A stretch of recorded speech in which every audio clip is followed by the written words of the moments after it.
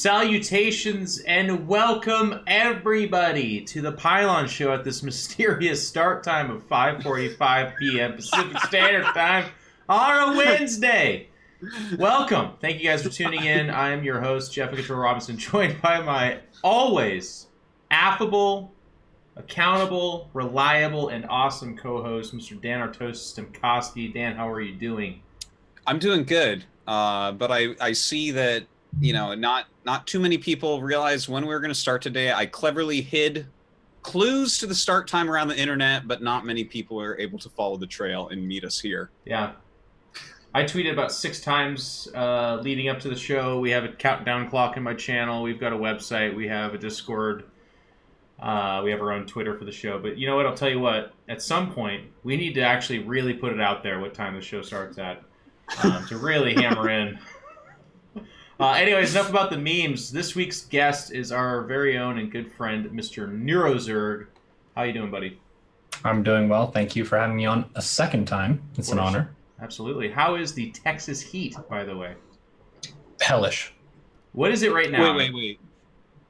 It's How bad. hot is it there? It's bad there. Because I want to battle 109 Fahrenheit. Okay, it's a little bit hotter than here. What's your humidity at, though? Hang on. They have a lot of humidity, actually. I live in Austin. It's probably 30%. Okay, so I got you beat there. But yeah, that's really hot. Okay. Which city is more acclimated to heat, though? Is it? Do you think? I think Seoul. Is it standard to have AC and stuff like that, or is it kind of hard to find? No, it's standard now. Yeah. It wasn't when I first got out here as standard, but I think everyone has AC now. It's too hot. Texas had its big population boom whenever air conditioning was invented. If that's any hint. Really? Wow. Yeah. That's a good fact. It's bad, you guys. I don't know if it's happening in Texas, but I actually just heard. I was talking with somebody, and they said something like 14 people died in New York a couple weeks ago, literally from just the heat wave. And when I say people, of course, I mean like 13 elderly and one, obese guy or something like that. But it's still pretty bad. If it's so hot, people are dying. It's time to, start. Have some lemonade. Have some lemonade. Turn the AC on. About at the death time is when you should start taking it pretty serious. But hey, guys, thank you for tuning in. Thank you for joining us. We have a pretty fun episode planned for you guys, as we always do, to be honest with you. That's just the caster bullshit that I say, but it's actually always true. We're going to talk a little bit about the GSL. Oh, I got this right here. Never mind. We got, we're going to talk this week in StarCraft. We got Neuro. We want to do a little bit of interview with him about, kind of what's he up to. GSL results. GSL versus the world. We're going to talk about the new StarCraft patch and that video of Artosis winning 5-0. It's good. It's on Reddit. I don't know if we have a link to it, but it's just you got to be watching that Artosis stream. You really should. And then both these guys have watched the panel that happened on the StarCraft 2 in the Olympics. We had Drogo and TLO heading over there to represent StarCraft 2. And then, of course, we'll do the Discord Q&A. So if you want to start asking some questions, I had some people be like, if I ask them earlier in the week, will they show up? Yes, maybe no, but it doesn't hurt to repost them right now, and then we'll pick from there. And, of course, if you're a Patreon member, that'll do that. Also, one thing on that, by the way, because we're always discombobulated this way, we are trying to get a graphic that displays all of the Patreon people that are at a certain level and higher, and just thank you guys. It's been Cobra has to do it manually is basically the bottom line. There's no way to automatically populate that for right now. So if you see a mistake, please don't take that as a slight.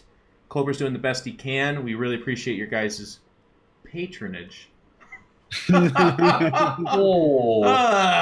But Jeff, words. This show is kept together by duct tape and bubblegum and shit like that. So if you see something, or if you hear crickets or something, and it really bothers you, kindly chill the fuck out, or just wait for a better show down the road or something. Because right now, this is what we got. All right. So without further ado, this week in StarCraft, over to Artosis. Yay! Happy 8th birthday to StarCraft 2. That's a long time. 8 years. That is amazing. What was the exact date? It was like July. It was exactly. Hold on.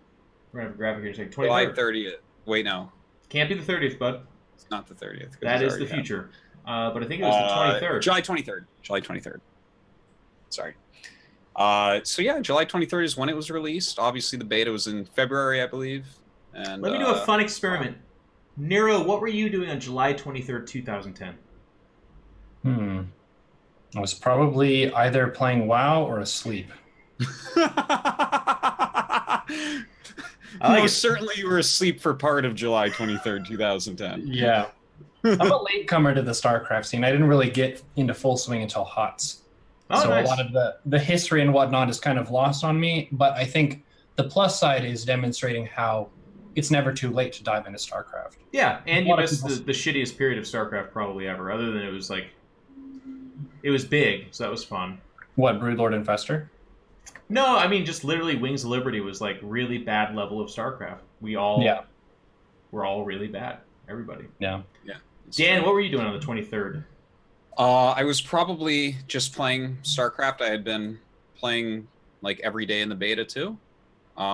But I did have some trips around there too, so I'm not sure. I feel like I might have been flying somewhere right around then, because like the game was coming out. I played in that IEM, which was the first tournament. Oh, that's right. You played in that. That's right.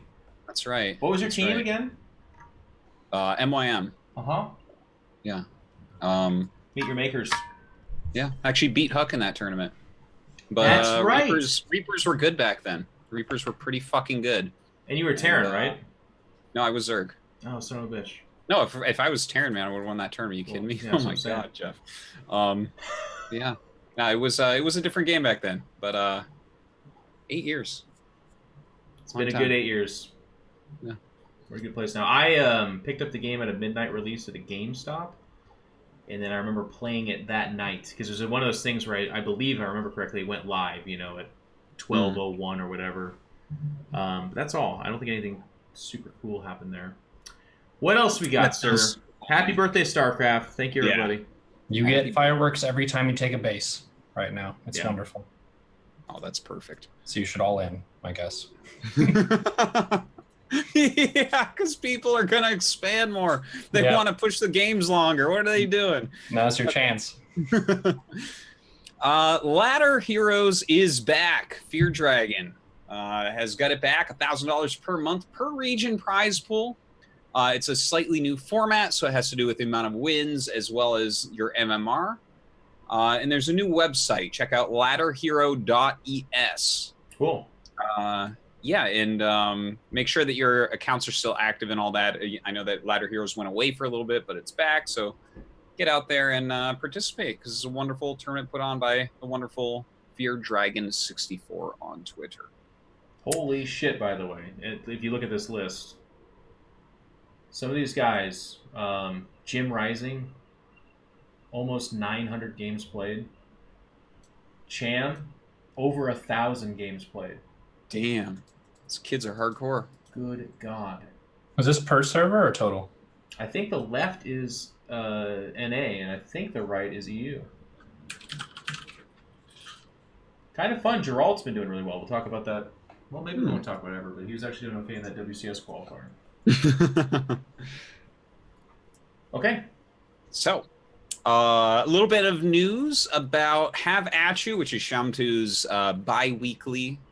Bi-weekly, does that mean every other week? Or bi-monthly, does that mean every other week? Bi-monthly would be twice a month, so. Right? Yeah. But doesn't bi-weekly... Or every other month, maybe? Or is that twice in a week? You know Anyways, he has it every other week. Yeah. Is Have At You. There's a little bit of news. I guess there have been some issues with lag from time to time in Have At You, right? There's a lot of Europeans that are quite good that like to play.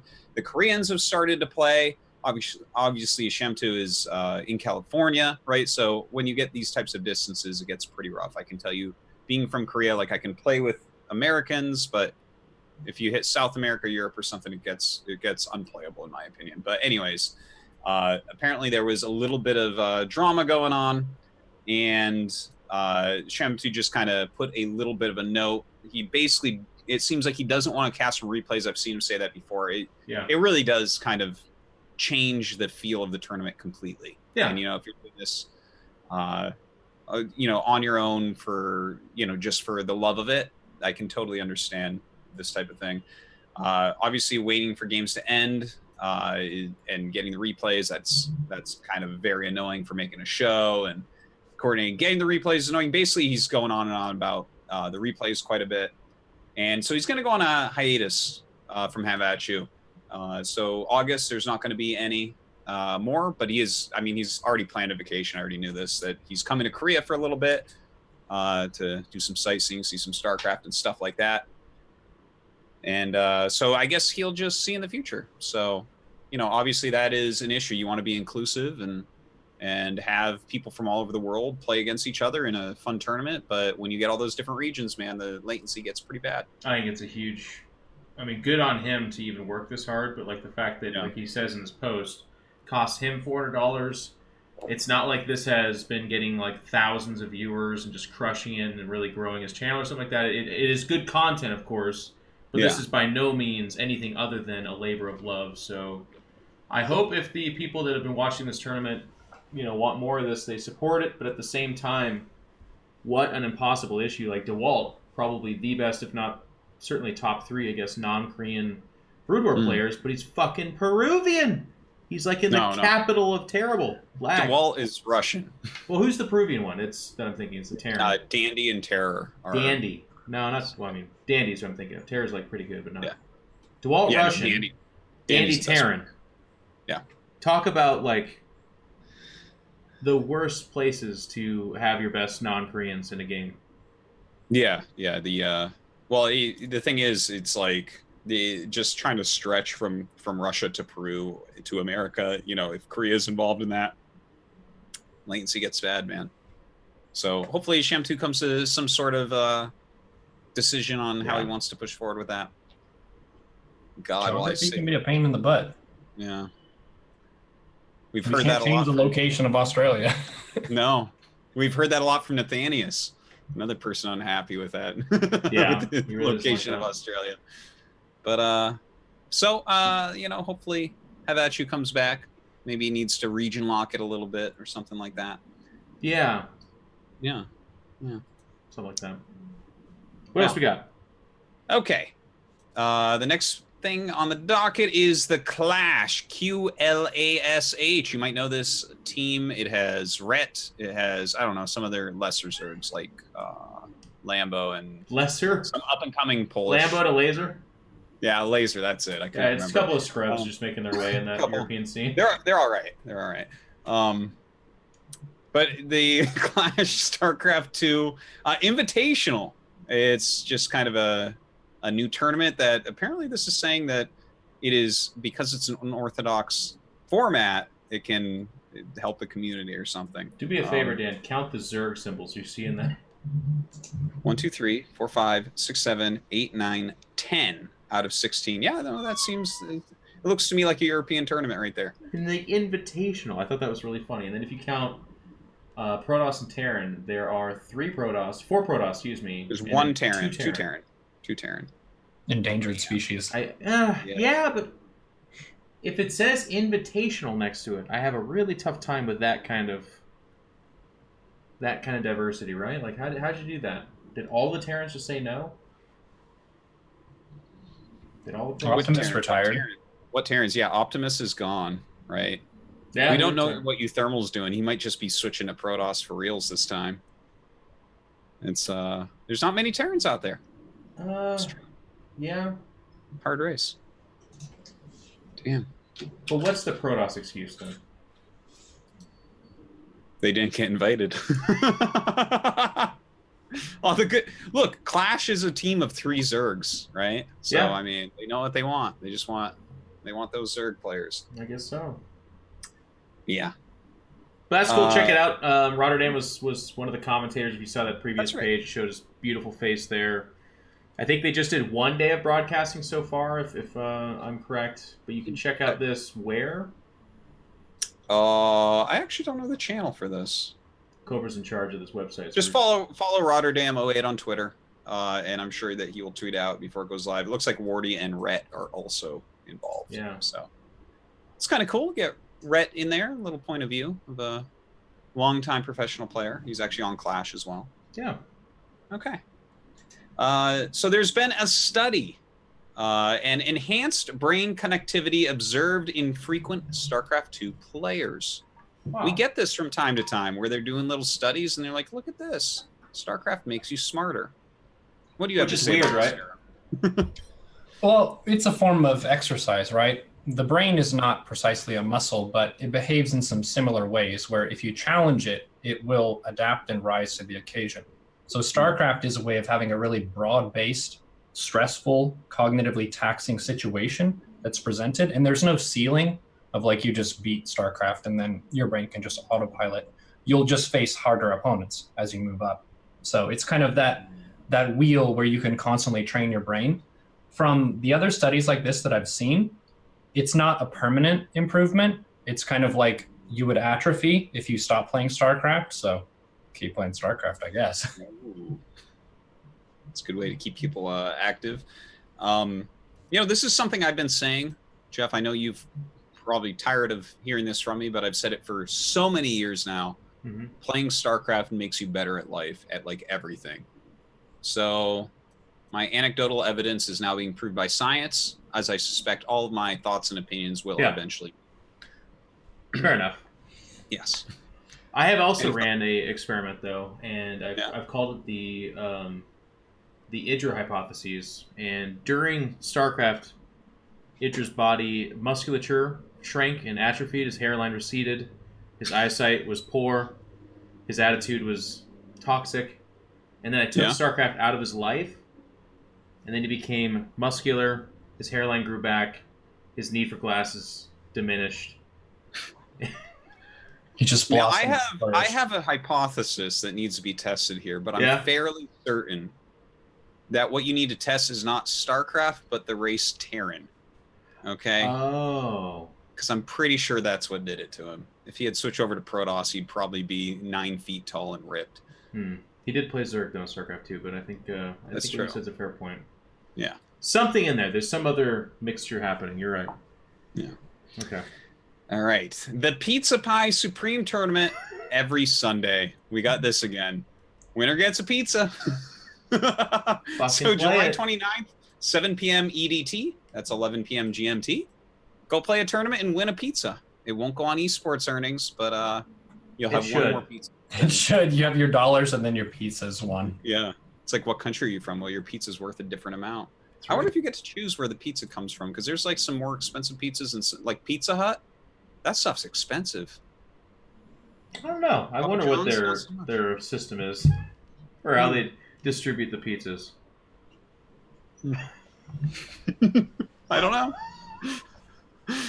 Dan asking the really hard questions. I really appreciate that, Dan. I'm a hard-hitting journalist now. We need to get better. Where do you sign up for that, though? We keep being like, "There's a tournament." The next subject, but it's like people have no. Well, idea, it's all-inspiration.challenge.com/PPBW32. Yeah. So all-inspiration.challenge.com. Go there. You're blaming me right now, aren't you? So, all right, cool. A new Diablo and StarCraft comic book is incoming. Yay! Stories. It's actually kind of funny. I think I own all the comic books, but I haven't read them. This made our news section. Son of a bitch. It's a slow week in StarCraft, I'm like, guys. I don't know. I guess so. It's we had a lot of StarCraft games next week, and I guess we'll get into that. But... Okay, here's some Diablo's got a comic coming out. Damn. I can't wait. Incoming transmission number 12 from Nice Username. It's with Avex, the map maker. He's the author of 5 maps that have made it into the ladder pool. So that's pretty damn high, actually. It's very cool. Definitely kind of a big figure within the community. Always really active and always a really nice guy that's making a lot of effort to make good quality maps. So I had an incoming transmission with Joey pretty recently as well. And the format of it, the format of it really allows you to tell your story. And he comes really prepared with tons of questions. So it's a very structured and directed conversation where he knows where it's going and he knows what kind of info he wants to get from you. So I have it as a command on my channel for interview. Let me link it. I'm not sure, Dan, but I think Neuro's passive aggressively making fun of us right now, but it's a fair point. So I have no doubt that Nice Username comes more prepared than myself and Jeff. Yeah. He's a harder working, nicer guy too. Yeah. Fair enough. You know, wait a minute. So Neuro, you've been on Incoming Transmission. Cobra, haven't you been on that? Cobra has as well. Or no, Jeff, Cobra's on the Dink Shrine Show thing. I haven't made a transmission yet. Oh, okay. Not yet. Still waiting for that invite for Cobra to be on the Yeah. Transmission. And Jeff, you've been on the show, right? I have, yes. I'm feeling a little bit left out right now. That Artosis, by the way. Yeah. Well, it's a story that's been told a bunch. You know what I'm saying? Like, let's get. Yeah. Nobody cares. Another little thing from Nice Username. I saw this. Him tweeting really about cool. this. Is he's making a StarCraft Master 2 custom map, which is going to be like a Micro Wars scenario, and he's looking for 10 different micro scenarios for each race. And it seems like he was having a harder time with Zerg, so maybe that's something you can help him out with, Neuro. It's hard to find those opportunities to have micro in that Zerg matchup, man. Well, you make a lot of roaches and hydras and banelings and you go, right? Dude, do you not? I know you don't do the one base cannon robo stuff. But that is the dream. Dude, that stuff has made me. I wish I could do that. It has. It's a wonderful set of stories that you never know what's going to come next. And it's like, how can this much stuff come from one expansion worth of income? But you know what, though? As a Protoss, I do get to peer behind that veil when I get cannon rush. And I, like, finally get out from their cannons, and they have 6 carriers. I'm like, how? Where did you find the time to do that? And they're like, oh, well, I'm on 4 bases. And I'm like, I'm just now taking my second. It is a little bit bullshit, yes. It is surprising what people can get away with when you're busy trying to live through something ridiculous. There's a little bit of angst in me, though. Like, the only reason we have shield batteries because people bitched about the Mothership Core so much that it had to go away. But I feel like Blizzard, like, you know, it's like a genie situation when you're like, I want world peace, and the resolution is an alien invasion kills everybody. I feel like that's what happened here, where they're like, I just want the Mothership Core to be gone, and then they just gave us shield batteries. You remember the Mothership Core cheese? It used to be like I'd drop a pylon and then I'd turn on the pylon and it would do half damage to your hatchery and that would be the end of it. The only trap would be if the Zerg was stupid enough to like throw things at it, which at the end they just didn't. But now we have shield batteries, and now in all 3 matchups, you think the Protoss is dead, then you go outside your base and there's 6 shield batteries and a single Void Ray, and you're like, oh. This game took a different turn. Never forget Photon Imba Charge. Mm. It got weird. Okay. Well, that's kind of an exciting micro map. I would like to see more things like I've always had a lot of fun with Micro Wars maps, so definitely will update when that map is released. Definitely check out nice _ username on Twitter for updates on all the cool stuff he's working on. Doing good stuff there. This part I don't understand. Learning about XML in the SC2 editor to produce this glitch effect on unit wireframes when taking damage. So I don't know if we're gonna. Let's just skip that. Yeah. Okay. And that is this week in StarCraft, and I guess this was a slow news week overall, but some very cool stuff coming out of it at least. Very good, Dan. And at this time, we want to show you guys the Max Reno thing and talk about that real quick. This is the lifeblood of the show. If you guys were one of the lifebloods of the show, it's one of the main arteries, I would say. We have, the code is IceCream, one word. And Cobra, can you show me where to put that in? C. Is that where you put it in, Cobra? Give me a nod with the mic thing, or the mouse. Just be like, yes. That's it. So we had a lot of questions about that. People were like, where do I put hot dog? This is where you put ice cream. Cobra's going to show you how to do it. Cobra. I-C-E cream. Ice cream. Wow. Nope, not wow. Ice cream. There you go. And then you enter that in, and if you want, you can buy some sick stuff like this mug here. I have no fucking idea what's going on, but that's apparently Artosis with a sombrero on. I don't know where you guys come up with this, man. Senior Tosis Mug 1. Senior Tosis Mug 1. If you ever just wanted to drink tea out of the What's funny is that says senior as an old person, not senor. So I'm sorry you're here, Neuro, for this. This is yeah. I forgive you. Anything you guys buy off this website, though, of course, a portion of that goes to us and our lovely partner in Matrino, which we are nearing the completion of partnering up for again. We also want to tell you that we have hit enough of a threshold to have a show match I think we're going to do, where Yes. Dan and I are going to commentate a couple of guys' plans. So we're really busy. It's going to be after GSL versus the World, I promise you. But after that, our schedules even out a little bit, so we'll figure out some players and a time, and we'll do that. But thank you guys for supporting us, and if you could please continue to support, that'd be fantastic. Well, that's Match Arena. Check out the shirts. Yeah. Cobra's always hard at work at putting some funny stuff on there, and then you can see the AFKT mug was there as well. We just partnered with AFKT, and I saw Lycan in the chat as well. So let us know. If his tea is absolute shit, tell us, and we'll make sure to kick his sponsorship right out the window. But if he is making some good stuff, then we'll keep on partnering with that. That's excellent. I'm looking forward to being sent some tea to drink. Yeah, and he made a thread on Reddit, was answering all kinds of questions. Lycan's always a good guy for reaching out and answering stuff.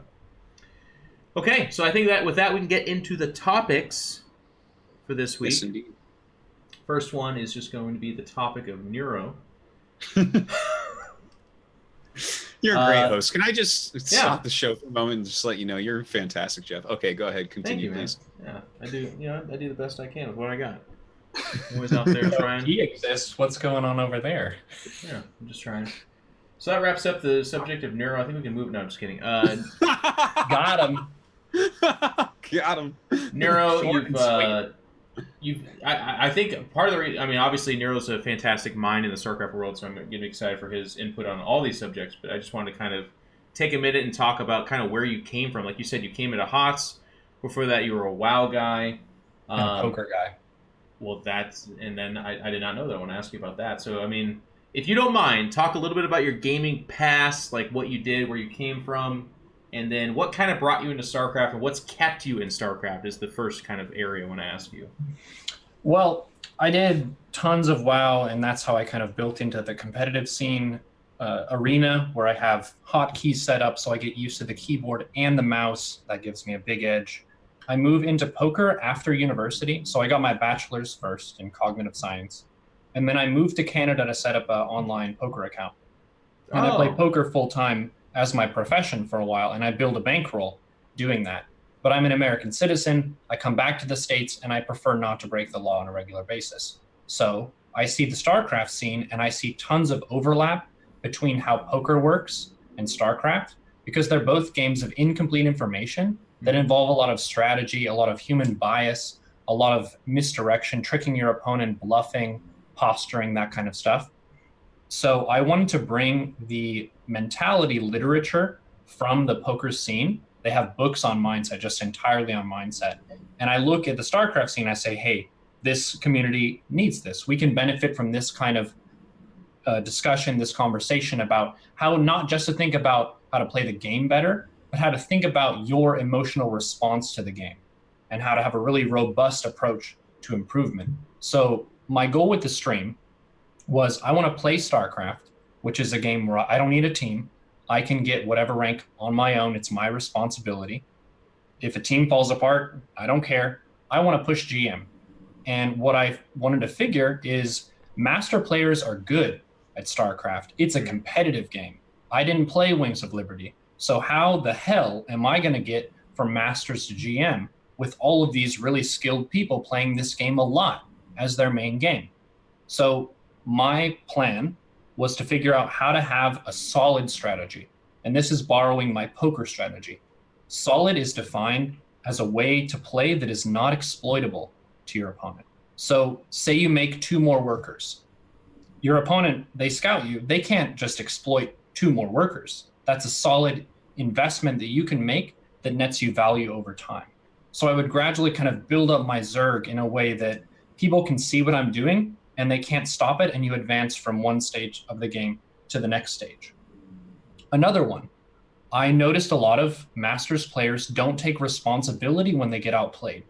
They have their perception of what a good StarCraft match is, and if you don't play that kind of standard macro game, they just get upset, they write it off as you're just a terrible person and I never want to see you again and I want all these bad things to happen to you, those people get held back by that mindset. So that's a way to just ramp up and create a really solid edge there. And the connection between getting GM with StarCraft and building a stream is you need to respect that other people are working hard at the same time. You need to have a few clearly defined edges, things that other people aren't doing as well as you can do, and really push those super hard and also put in the time. So one thing that I have a visual aid for is the 24-hour day. You've got 24 hours, everyone gets it. The Earth is rotating, it's moving around the sun, this kind of stuff. And a lot of people will have their 8-hour workday. So I have some fun poker chips here. This is 8 red, we'll call it sleep. Some blue, this is for rest and leisure and work. And then the green is the work you're putting in. This is your business time, where you're building your stuff. Either you're a student or you're working your job. So that's 8, 8, and 8, where you sleep 8, you work 8, and then you have 8 for whatever else, IRL stuff. This was my first couple years of streaming, where I'm doing 14 of business, 2 of leisure and just eating food, and then 8 of sleep. So that was my edge when I'm trying to build a stream of, all right, my friend said he believes in me building a stream. He pays the rent for now, and I'm going to go as hard as I possibly can. I'm going to put in as many hours of just online time to get follows, 2 to 3 follows per day. That's growth. And if I do that over 3 years, you get Twitch partner, you get sub counts, and it kind of builds up. And then now you're at a point where you have a living wage, you can pay your rent and expenses, you're paying taxes, you're doing that kind of stuff. And it seems nice. And a lot of viewers will see a streamer who's already established and they'll be like, huh, you get paid to play video games. That seems really great and easy and fun. Let me just do that. Let me ask you some questions, because I think my brain works in a lot of similar ways, but not nearly to that kind of detail. Like, I take a lot of comfort and I take a lot of solace in compartmentalizing mostly everything, right? So, like, if I have a death in the family or something like that, I definitely mourn it like a normal person, but I become very comfortable with the concept of that person being gone because of the inevitability of it. A lot of times the circumstances around it, I can rationalize that. I can kind of deal with it better that way. And I know that for a lot of other people, it doesn't work that way. I see a lot of similarities when you're talking about, like, your visualization with the chips. But I guess my question is, like, that is incredibly broken down. Like, literally your entire day is represented in those chips. Does that ever overwhelm you, or do you take comfort in that, with that kind of literal visual representation of your time ticking by, I guess? I think it's kind of an interesting necessary evil, where it would be nice to have pure freedom in terms of how much time you can spend for what tasks and that kind of stuff. But business building and life end up having a lot of obligations that you don't like, that are not fun. And there's a lot of really fierce competition, and you have a lot of obstacles in your way.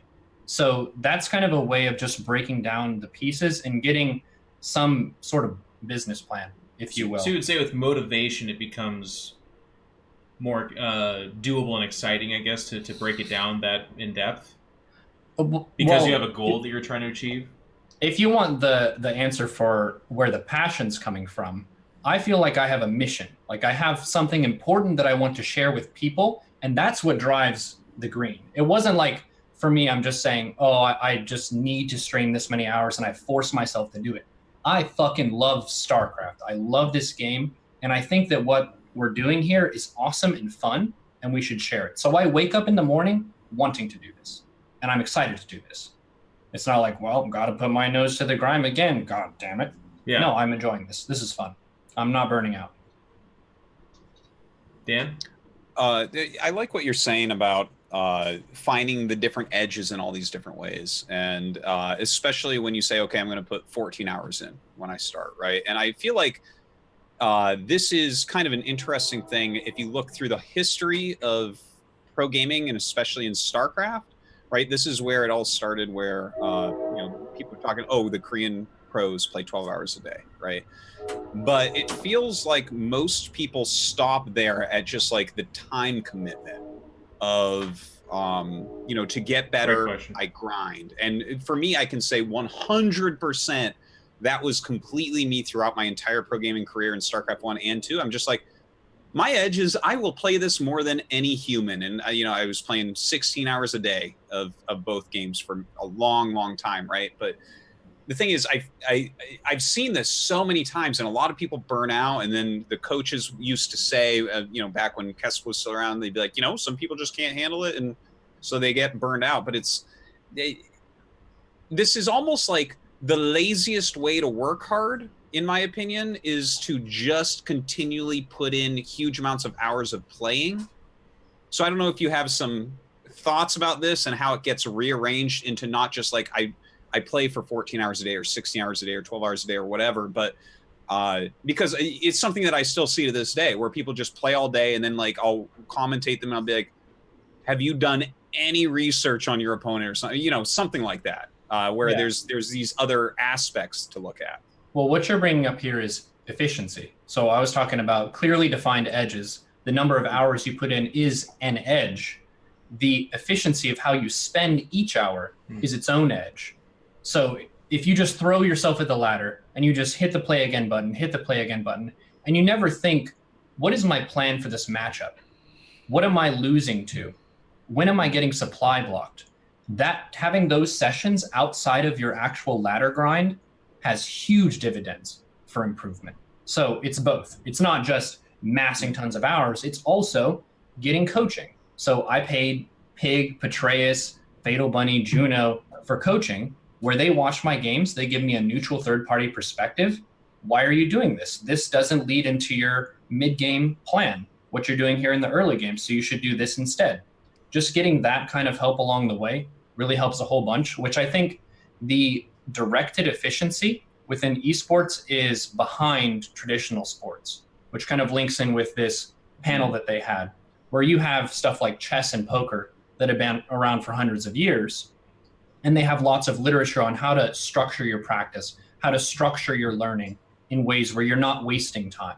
With esports, we're in the Wild West. It's anybody's best guess of why Maru is the best right now and why different players are having their peak, because a lot of time, if you're at the peak, you don't want to share all your secrets straight away. Do you believe in talent, Neuro? Yes. Talent is a factor on learning.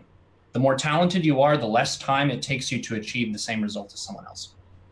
So I guess, and I love that we're doing this, we're going to go so deep. That's what she said. Anyways, wow. Which is not deep at all. Oh, fuck. It's a circle. I can't stop. But with Maru, like, do you believe over time anyone can achieve the level of play Maru does? If you're given infinite amount of time? No, it depends partially on the sensitive period. So the younger you are, the more plastic your brain is. So if he's pouring his development into StarCraft when he's in his early teens and then moving into his 20s, StarCraft is his nature. Like, that is how he expresses himself. A lot of other people during that same sensitive period, I was playing American football, and then I got into university. I'm doing that different track, and then I get into gaming when I'm like 22. That's when I'm doing StarCraft 2. So for Maru, StarCraft is in his blood. It's like who he is as a person. So if you're asking, could someone else pass him? I could not pass him. It is not physically possible for me, I think, based on my age and when I got into the game. Now, well, you could say... Sorry, please finish, but I want to disagree with you. Do it. Well, I would say for someone to have a similar track to him, I think Cyril has a sort of similar path where he got into it young and he does it full time and he works super hard. He's kind of having a similar peak right now. I think it's maybe technically possible for someone who is older to do something like that, but they would need more efficiency for their time, and they would need probably a lot of strategic help, because StarCraft is a very mechanical game. Speed is a huge factor. And we do slow down over time as much as we hate to admit it. It's not until probably like 40s or whatever where it's a big impact, but being a super fast kid, that's a big edge, I think. Yeah, it definitely can be. And I think that you almost said all that too well, so there's very little for me to argue with you here on. I shouldn't have let you finish. I should have interrupted. But what I was going to say is there's other edges that you can gain over Maru, right? Because this goes down to kind of what I was saying before, where like people don't necessarily use their time intelligently. Like, what if I don't know exactly what his training schedule is at the moment, but let's say that it is the old style Korean training schedule, right? Where it's mostly just grinding. It's like, well, then there's other areas that you can actually get ahead of him in, because this is so Wild West and this is so unmapped. And also, like we just said, that StarCraft 2 is 8 years old. If you look at, 8 years into StarCraft 1, the best player in the world at that time, right? So that'd be like 2007 or so. So I don't know. There's Flash. Flash, maybe, yeah.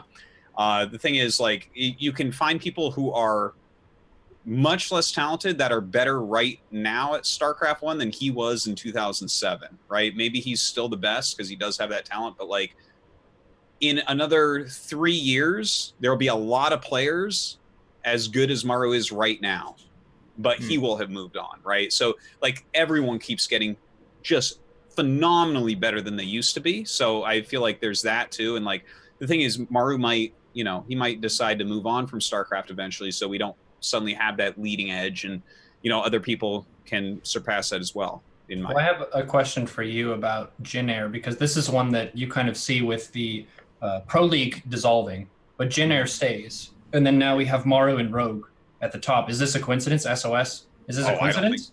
No, I think it has a lot to do with Jin Air, absolutely.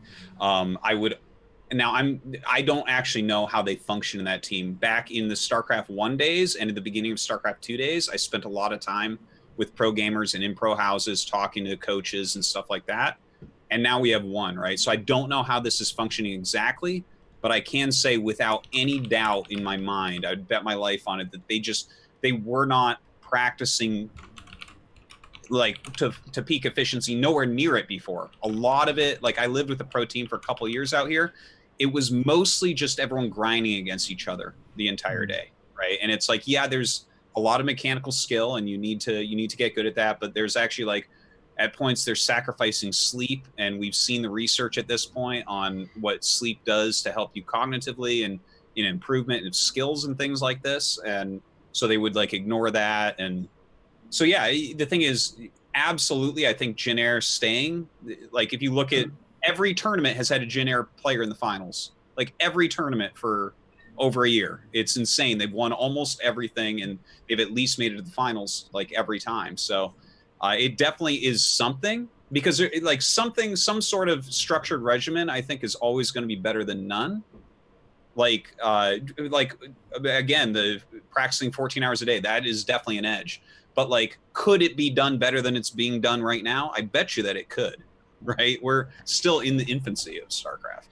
Yeah. I think what's so fun about this discussion too is that there is no necessarily, in my opinion, right or wrong answer, which I know is like a weird third place trophy thing that you tell people. But what I mean by that here is that I agree with almost everything that's said to a letter, but there's weird factors that are non-tangible, like motivation. Like one guy can be, if I don't do well here, I'm not paying the bills. There can be another guy who's like, I've already won 2 championships. I am the best, but my interest and my intrigue in winning a third is slightly diminished, which doesn't necessarily, I'm not even talking about training impact. Like StarCraft actually allows for momentum and allows for, it is impacted also strangely with, like you said, there's imperfect information. So you can be the best player in the world, but you cannot necessarily outplay someone so bad that if they take the right gamble and they're also just like this level below you, that gamble can actually overcome you as well. And I think that's such a fun, crazy mixture of things that very often, obviously, we still see the best players win, and that's why we celebrate this game the way we do. But at the same time, there are those, call it a miracle, call it an awesome story, the Cinderella story, what have you. But despite how mechanical and rewarding this game is, of all that work, all that talent, all those circumstance, we still have stories of like Beyond Teamless winning the GSL, for instance, or some of these other crazy underdog stories. We had a couple, it's a terrible story, but I think back of like Sniper in early GSL StarCraft 2 as well, who was not the best player at the time, but just hit the right streak of strategies at that time, and then was never able to replicate it ever again. And it was not a case of people were like, they caught up to Sniper. No, he was not the best. He just hit the right matchups, had the right maps, and was able to get that championship. Which I think is interesting, too, because to be fair, we're almost talking about two different things within myself, where we're like the best players versus results, which I think is a crazy other category in StarCraft, right? We've had players that are like undisputedly, when they're talked about, they're like, that's one of the best players in the world, but their best finish is round of 8, round of 16 maybe. They just can't perform because that in and of itself is a whole other category of which we look to in StarCraft in terms of how you were able to win and get results. Yeah, the live performance is pretty different. The example that comes to mind is DreamHack Austin Mana's run that really captivated everyone's attention because over the past couple of years, he hasn't really been a front runner for the pro scene, but he's been a professional player this whole time. So it's kind of like what changed. And he was saying, and I'd heard from other people, that he really turned on the jets and took his practice a lot more seriously. And then he's also pretty charismatic and he won the crowd. So having the crowd increases momentum. He was also working harder. So it was like a bunch of different factors that gave him a fantastic showing against other players who you would say on paper, they're favored to beat him.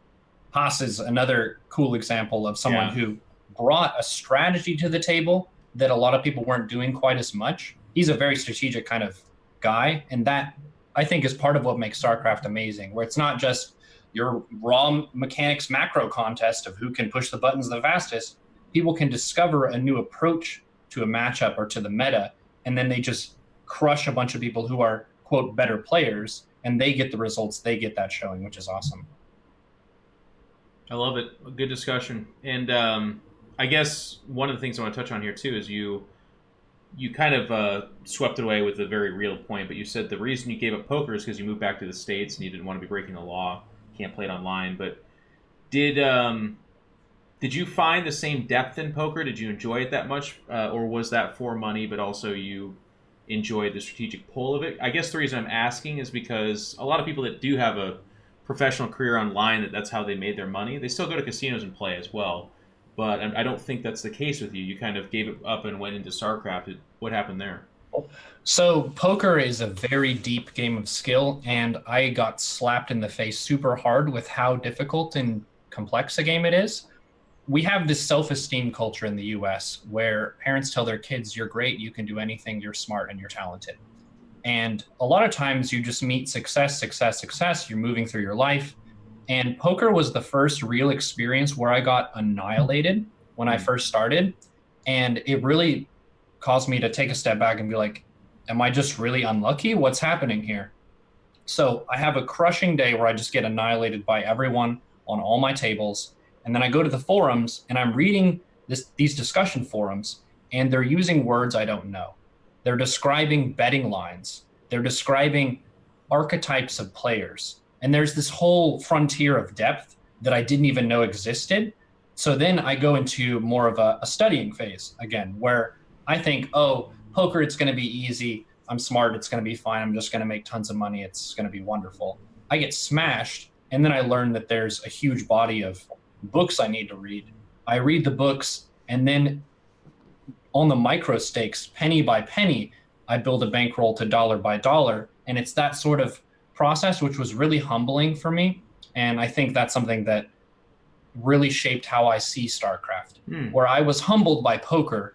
So I didn't demonstrate the humbling process with StarCraft that already happened off stream.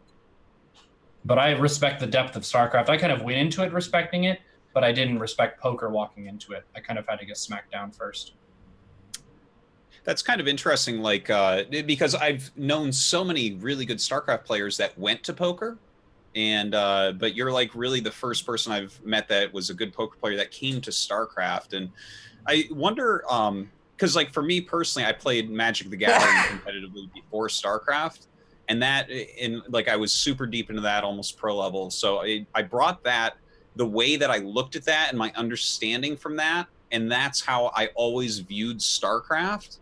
And like now I've done so much StarCraft that I kind of like have developed other views as well. But like I always saw StarCraft through the lens. Like people always call me like a turtley macro player. It's because I understood card advantage in Magic the Gathering, right? So that's like actually the roots of why I'm kind of known as that type of player. So I wonder, did poker like color the way that you looked at StarCraft? Does it still, like, if so, what is that? What does that look like? And if not, why? Well, poker was broken down for me in 3 key edges: initiative, That's the person to start the action.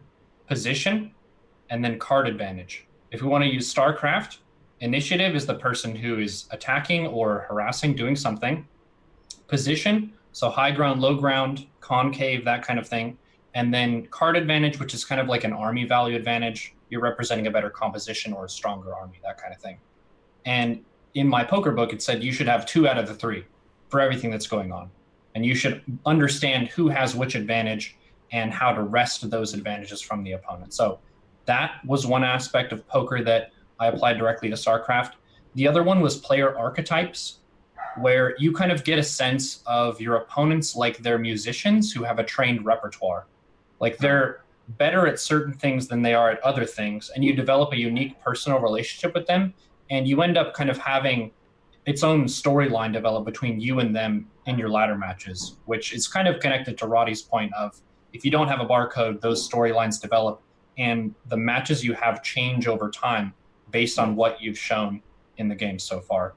But I think, and this was something I mentioned at one of the community summits, we could really expand the player profiles to give a better sense of how people approach the games and their race. So what units they show, how many workers they make on average, I think tells a ton about a player. Their opening build order, that kind of stuff.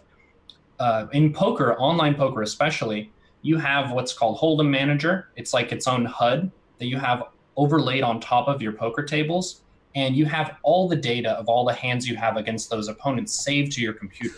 This is legal. It's within the rules of the game. Most pro players do this. And I would color code.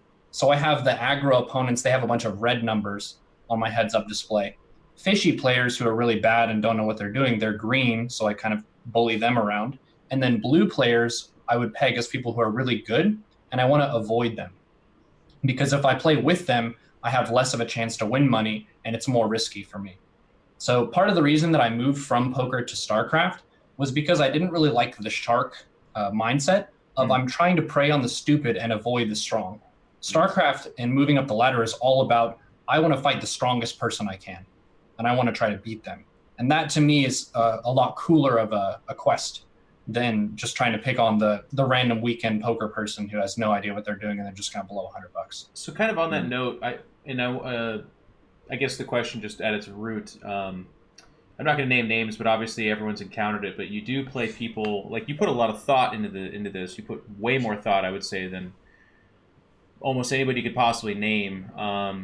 Yet you will and do hit people who are very outspokenly, let's just say stupid. Let's just come out and say it. Like the way they conduct themselves, the way they talk about the game is disrespectful. And they beat you. Not necessarily all the time, but they do beat you. Does that ever impact you on an emotional level? Do you ever take that kind of, I mean, to put this much love and respect into a game, to put this much work into it, and then to hit those kind of bumps, which is just ladder points. It's not, you didn't get defeated on a life scale or something like that, but somebody that just completely disrespects, doesn't care, doesn't give a shit, sometimes they beat you. Does that ever hurt you to the core, or is that something that you can account for as well?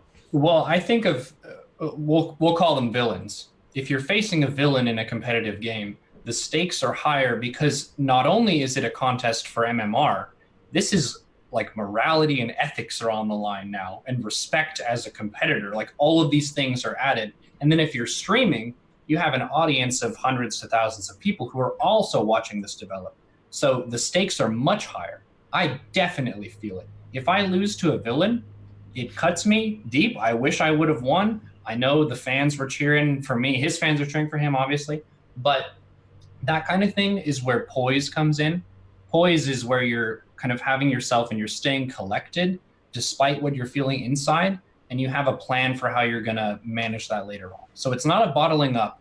It's more of a management of your outward bearing in a certain circumstance. And then when I take a break, I step away. Sometimes I to the sky, or I talk to my partner, or I go for a run. I have different plans for how I'm managing that, but I definitely get my jimmies rustled quite a bit.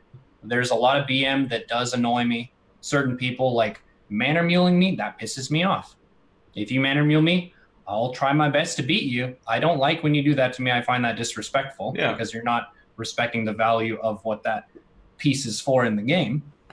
But I try to maintain my composure in those situations. And how has your experience been along those lines? Because it's pretty well known that you're a thought-provoking, deep thought. This is your stream. This is your personality. Do you get it more often or less often? Do you think that people come at you? Probably a little bit less. One of the funny things about that is I have a couple alt accounts that have different names. They're not barcodes, but I change the names every season. Like this season, I have Bear and Immortal. Those are both me. And I get BM'd on some of those accounts. And when they find out that it's me, they apologize. Yeah. Which I almost find to be worse. Like, why can't you be consistent to the community? Like, why do I get special treatment? I think it's best to kind of have your own internal consistency and to not treat these people a certain way and those people another way. Like, we're all players of the game. Can we not be cool and be real? Well, I think that what you just said is why. I think that just in general, people have to view you kind of as above the rest of us scum down here. We're all like in our own mud wrestling each other, getting upset all the time. And you're almost like a monk or something that plays StarCraft. Like it seems, and I've said this before, especially when you're on here, like you have the best mindset I have ever seen in StarCraft. And I mean, maybe some other games have people like you, but I've never heard about it. It's a little bit of a Batman situation, right? Where Neuro was a concept that I kind of defined as the character that you present to the community of someone who's always respectful, who never BMs, who tries their best and tries to think about improvement. I'll be totally clear. When I played Han back in the day, I was as BM as the rest of them. I'll tell people they're garbage cans and all kinds of words and that kind of stuff. And there was a point where I notice when the stream is on and I am Neuro, there's a reputation to present. And you kind of become more of that as you broadcast and people hold you accountable. Because the viewership, they say, oh, you're supposed to be this mannered guy, so you're always going to be mannered. So you can't BM. So I don't BM anymore. But I used to back in the day. And it's kind of that gradual shift of the stream has changed me as I have been this character for longer. But I'm not perfect. Complacency is one that I struggle with quite a bit, where when you have a string of successes, a lot of times you can lose some of your forward momentum to push and achieve the next thing because you're just basking in the glory of something cool that happened. That's one of the struggles I'm working with currently. Well, I love this. Neuro, thank you for the conversation about that. And for those of you who have seen it in the chat, this is how NeuroStream is. So if you're just now getting to know him, make sure and check out his channel. He streams. You keep a schedule, I assume, right? Yeah, it's Tuesday through Sunday, somewhere between Loco and Pig. Okay. That's the window I'm trying to capture. I have just two really quick questions before we go to the next subject. One, someone in the chat said you wrote a book. Yeah. I'll link it. How do I get this book? I'll just send it to you, but it's access to Patreon. I will pay you for the book. How do I get it? Anyone who's a $10 patron gets it. Do you remember the weekly All-In with Nico? Yeah, I remember that. Yeah, I wrote an article in every issue, and the book has a lot of those and then a few extra ones. It's called The Path, and it's a gamer's guide to mastery. That's awesome. So it involves a lot of the different stuff, like recognizing the different emotions you face. There's even an article on barcoding and anonymity and how that shapes stuff. There are some StarCraft specific ones that talk about defensible worker advantages and stuff. So it's mostly a gamer's book, but there are some StarCraft specific chapters, and there's even a like team game specific chapter. Mm-hmm. That's excellent. Definitely will check that out. And one other quick thing, you mentioned you came into StarCraft with the idea of let me do this, be this guy, this character, get to GM level play. You're obviously a strong GM Zerg at this point. Mm-hmm. What's the future of Neuro? I mean, maybe not just like, do you have a new goal, or like, is this a very long-term thing you want to do? I have no plans to change from being a primarily StarCraft streamer. I just got EU Grandmaster like 4 days ago. So that was a milestone. I haven't been EU GM in like 2 years, but that was a cool exploration on that front. But to be kind of transparent about finances, for people who take a shot at say, Challenger or Premier. I'll use Pig as an example. He took 2 months off stream to just practice super hard. Not coaching, not commentating, just being the best player he possibly can. That's something I would like to have happen for me, but we're only barely in the realm where I get to make a living wage with the stream, which is fantastic. And it seems a little bit irresponsible that you would just reach a living wage with the stream and then turn the lights out for a couple months and try to shoot for that. So I'm kind of building this up a little bit, which I really enjoy the content creation and interaction. I firmly believe that the StarCraft community is, if not the best, I want to meet the best because this is fantastic. We have people who are super passionate for the viewership number, people who really want to see these streams succeed and make awesome content. So I'm very grateful to be a part of this community. I think lucky that I chose this game before even knowing that it was so good. Very cool. Sick. Well, we just had a show of the Patreon there, and that you can get the book through that, or you can support Neuro and his creating of a path there. And now we're going to do other topics, which will be completely dick and poop jokes and shit show. But the world does not deserve Neuro. But here Back we to are. our mud. Here we are. So thank you, Neuro. Make sure and check him out. He's awesome.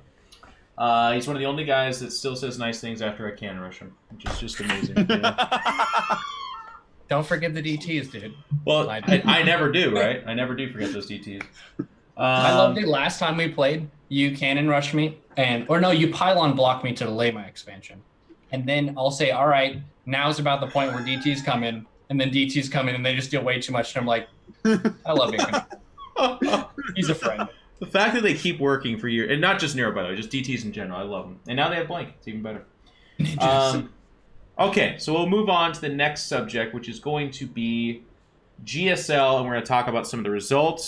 So if you're that weird person that's like, no, and you don't like results, here's your chance to get out of here. But we had some pretty good groups, I would say. I think we're going to talk about the last two groups, which both had foreigners. And Dan, take it away. We have some really nice results.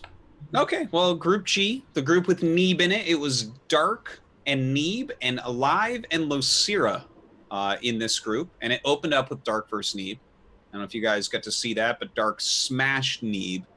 But he came back, and he won 4-0 from there and got out of the group. So Neeb is in the round of 16. Neeb. It's I mean, he looked pretty darn good against Losira. He looked really great, but Losira's kind of like around a 32 Zerg. You don't really expect him to put up much fight after he gets into GSL, which he just always does. So cheers to him on that.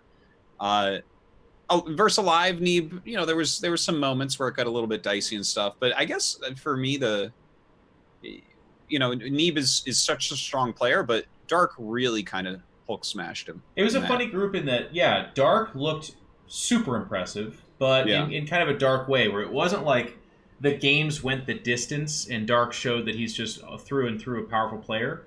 It once again kind of, to me, showed Neeb's weakness, which is that if he gets a little bit outmaneuvered or a little bit kind of outsmarted, he kind of folds, and that's been kind of the case, and I think Dark did that. And the reason I feel that way is because then in his series against Losira tried like the same-ish all-in twice, and they were made silly. Like one of them, it started to work, but then it's just very clear that it wasn't all in, and once the kind of main thrust of the attack went away, Neeb just won with the counterattack.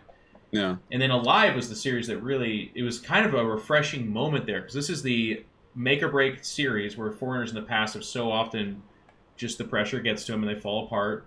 But Neeb just looked like the better player, and he looked like the better player to an Alive, who I don't think anyone's putting him in the top 5 of Terrans, but in the past, and by past I mean like the last couple months, has looked really brilliant at times, like really, really good. But in this best of 3, he looked like he had no answer for Neeb. It was just, nope. And how often do we get to say that about a foreigner who shows up and like kind of dominates in 2 of the 3 games that he plays? I do want to point out real quick, Dark, I think, is the guy, Jeff, that you were talking about when you and Neuro were talking about like the results being in a thing where it's like we all know Dark is one of the very best players in the world, but he never really gets super deep.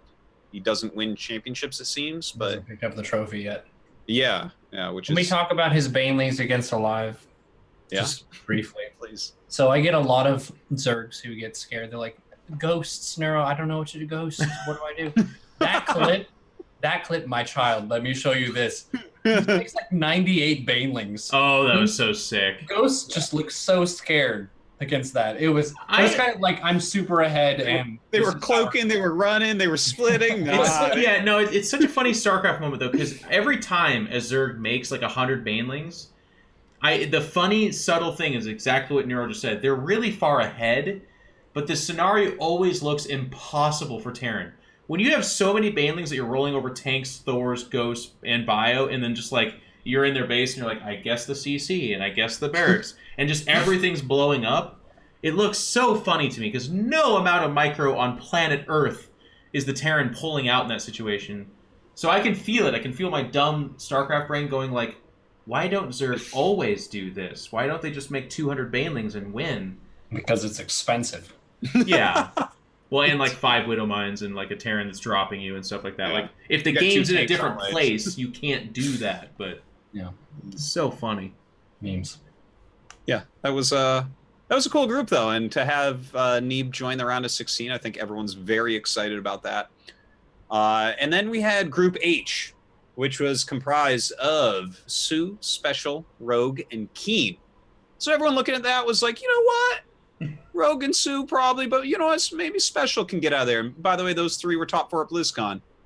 But the Tosis, he talked up Keen quite a bit. And guess who got out with Rogue? It was Keen. The Tosis, huh? The Tosis. I'm thinking if you wind back 1 week to the Pylon Show, it wasn't Artosis that was talking up Keen. No, was it the In Control? It might have been In Control. Who, if we're being fair, inspired Artosis to talk about Keen. Jeff, if you ever inspire me to do anything, my life is in a very bad place. So this group was it was pretty good. Like Rogue Hulk smashed the group, kind of like we saw from Dark. And oh yeah, that was the interview that was just so bad. Oh my god. One of the interviews, because like he did the mass baneling thing again. And so I was having a really good time just kind of talking about that. I was actually with no regret because we had seen it from Dark, right? And then we saw Rogue just be like, here's 1 billion banelings, right? And he just like rolls through everything. And I'm like, this is just this thing that we're starting to see more often right now. And like Gary asked him, I'm like, that's a good question, Gary. And he's like, oh, I don't know. I was nervous, but then I won anyways. And I'm like, oh God. Oh, fuck. That was a terrible, terrible interview. But look, anyways, I don't know why I'm talking about that right now. Sue got 4-0'd, including Special 2-0ing him. So that was a very exciting moment. But Special was kind of tricking him out. And then Rogue smashed Special. And then Keen Special was a really good TBT series. I don't know if any of you guys saw that, but that was like, it was tight. It was a 2-1 at the end, but very close throughout. And another good showing from Special, but unfortunately not the result, right? Like, round of 32 is definitely nice, and this group is ridiculous, and that's just the GSL. Yeah. I think if you put Special in some of these other groups, he probably does make it out. Oh, yeah, I think so. Which would have been really awesome. But to put up a fight against Keen and to beat Sue is really nice. And so that leaves us with our round of 16. And the round of 16 group selection, I believe, is right after GSL versus the World, like 2 days later. So it's not this week. But it's listen to this set of players, right? Here's the Terran players. It's Keen, which is really fun to see him there finally. And then it's TY, Innovation, and Maru, and Gumiho. So that's like 4 insane, basically the 4 best Terrans in the world, because Bjorn, he's here and there. Yeah, hit or miss. And then Keen. And then for Protoss, we have Neeb, Zest, Trap, Stats, SOS, Hero. And then for Zerg, Zerg is super awesome. Like Solar's kind of been hit or miss lately, so he didn't make it in this time. But we got Dark and Rogue, right? Sue, ups and downs there as well, so he's not there. But we have Impact, who's been a solid 4th, 5th best Zerg in Korea for a while now. Then we got Lenok, who has come up out of nowhere is to God tier. And then Raynor, of course. So that is an insane round of 16. All it's missing is Cyril. That would have been the best. Yeah. Well, hopefully next year he'll come over and play some GSL. I'd like it. Or hopefully in the GSL versus the World, he makes it. I mean, maybe he just gets bopped like 0-4, and we're like, we're not missing anything. But maybe he just wins this fucking tournament. We're like, wah! Yeah. That's an amazing group, though. To your point, and this is the real test. Like we've had Scarlet, we've had in ages past some other non-Koreans make it to the round of 16. Very few have made it to the round of 8, and we just heard why. But I'd love to see Raynor keep doing it, and he maybe squeeze his way through. Yeah, and I mean, looking at this group of players, man, it's such an insane round of 16. But yeah, I don't know if Raynor and Neeb are gonna show up.